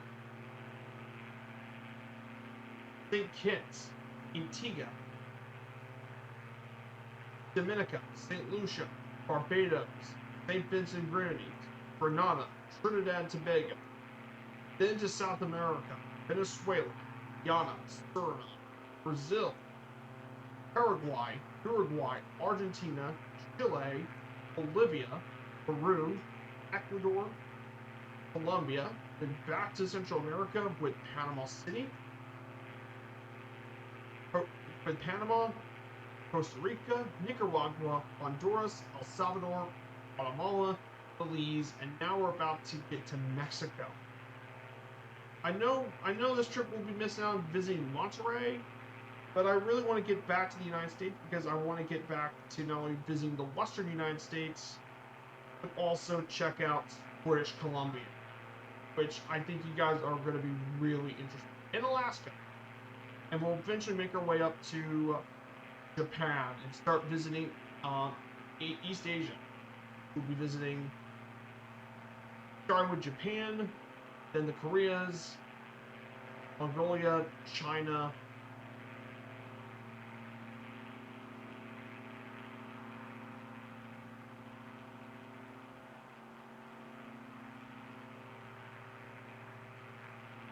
I'm very, very much looking forward. What's quacking, buddy? Hey, Rubber Duck. Definitely appreciate it. Yeah, Puerto Vallarta is absolutely beautiful. It's one of the prettier cities in all of Mexico. Of all the ones I've visited, it's definitely my favorite of the Mexican coast. Puerto Vallarta is fantastic. I did a whole stream there too, but it was such a great sight to visit Puerto Vallarta. There's still a lot more. I mean, Cabo was also nice too. I wish I could really check out downtown Cabo, what it was like.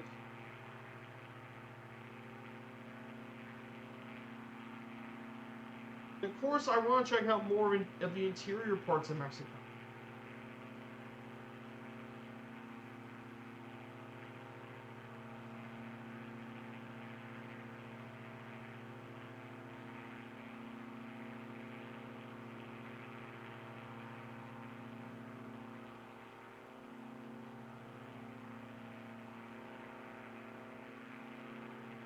So, yeah, I'm doing great. I hope you're having a great weekend, my dude.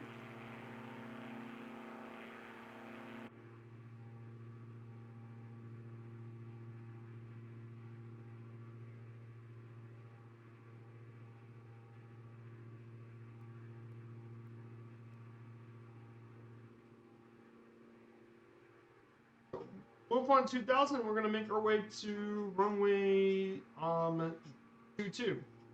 We'll find a parking spot and we'll wrap up the stream. Like I said, this has been a gorgeous flight. Mexico, I know a lot of people like to have Brazil as a world updates, but outside Brazil, the only other Latin American country that I think deserves to have a world update is Mexico. Because, man, I mean, how cool would it be to have Mexico as a world update, guys?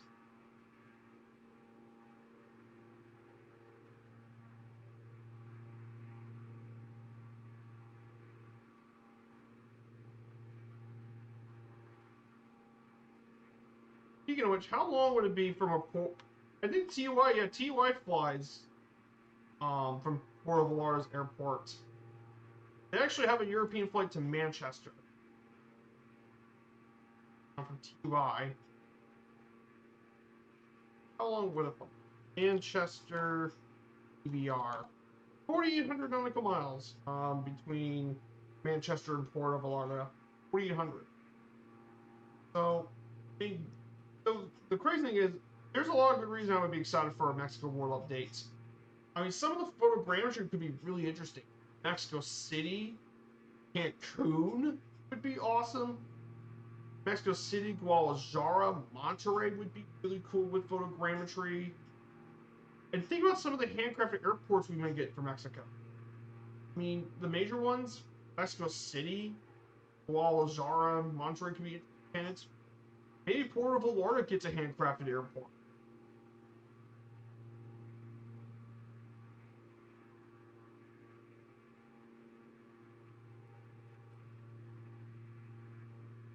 Like, how cool could it be to actually have Mexico City finally get some photo ground? Think about it. The, like, place like the historic center of Mexico City could get the photogrammetry treatment of it. But the photogrammetry is going to be insane. I mean, Tokyo's got photogrammetry, New York City, Los Angeles. What's stopping Mexico City from getting the photogrammetry? Hey, Planet Neutral, good to see you. We're about to make our landing at Puerto Vallarta.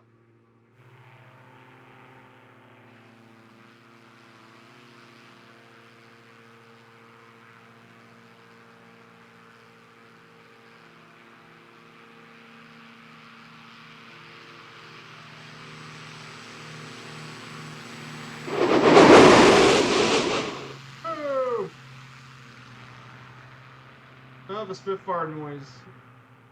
Yeah, here is the historic resort town of Puerto Vallarta. Oh yeah, it's a really nice place. In all Mexico. It was definitely my favorite of our parents' trip down there. Our vacation cruise down there. It was our favorite. And like I said, there's a lot of things to do in the city. Of course. There's like yacht tours, snorkeling, whale watching, ATV stuff, canopy, horseback riding, city tour stuff, food, because you know Mexico's got amazing food, obviously. No bias there, like it's even I can tell you that. So tons of amazing things to do in the city, and there's just a lot this town has to offer for. No wonder why people like to go down. Just a cool place to check out.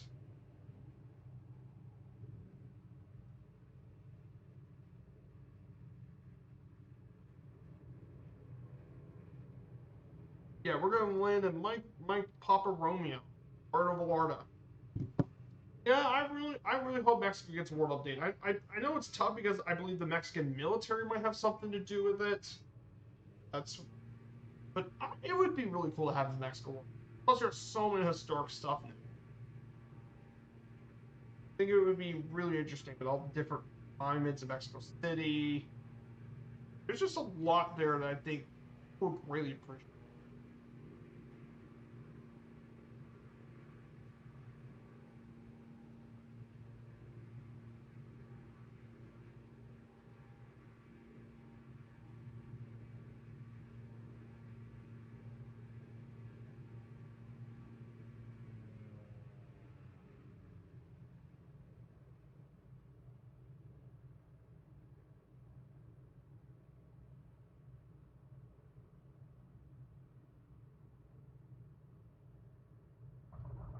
There we go.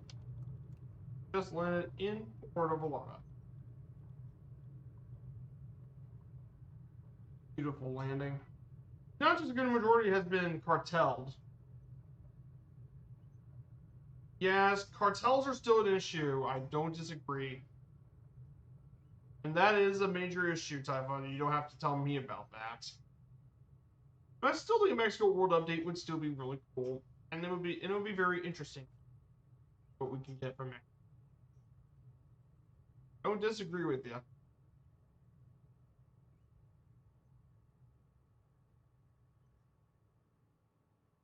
Oh, check that out. um,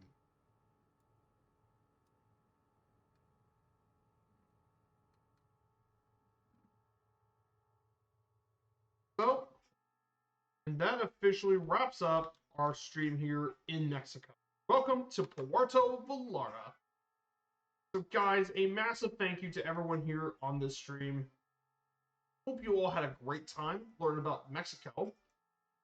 So, we will be officially streaming again on Wednesday. We'll be in Nagoya. We'll be doing some mystery shell ops in Japan. I think some of the destinations for this one will include Hiroshima, Fukuoka, Takashima, Sendai, and Niigata. No Tokyo, since we already did a shell like that. Then I also will list a bonus one, and I got a bonus one in mind. Guys, thank you all so much. We're gonna go say hello to our dear friend Kaharia. So, guys, take care, everyone, and I hope you have a fantastic rest of your weekend. Take care and have a great day. Goodbye, everyone.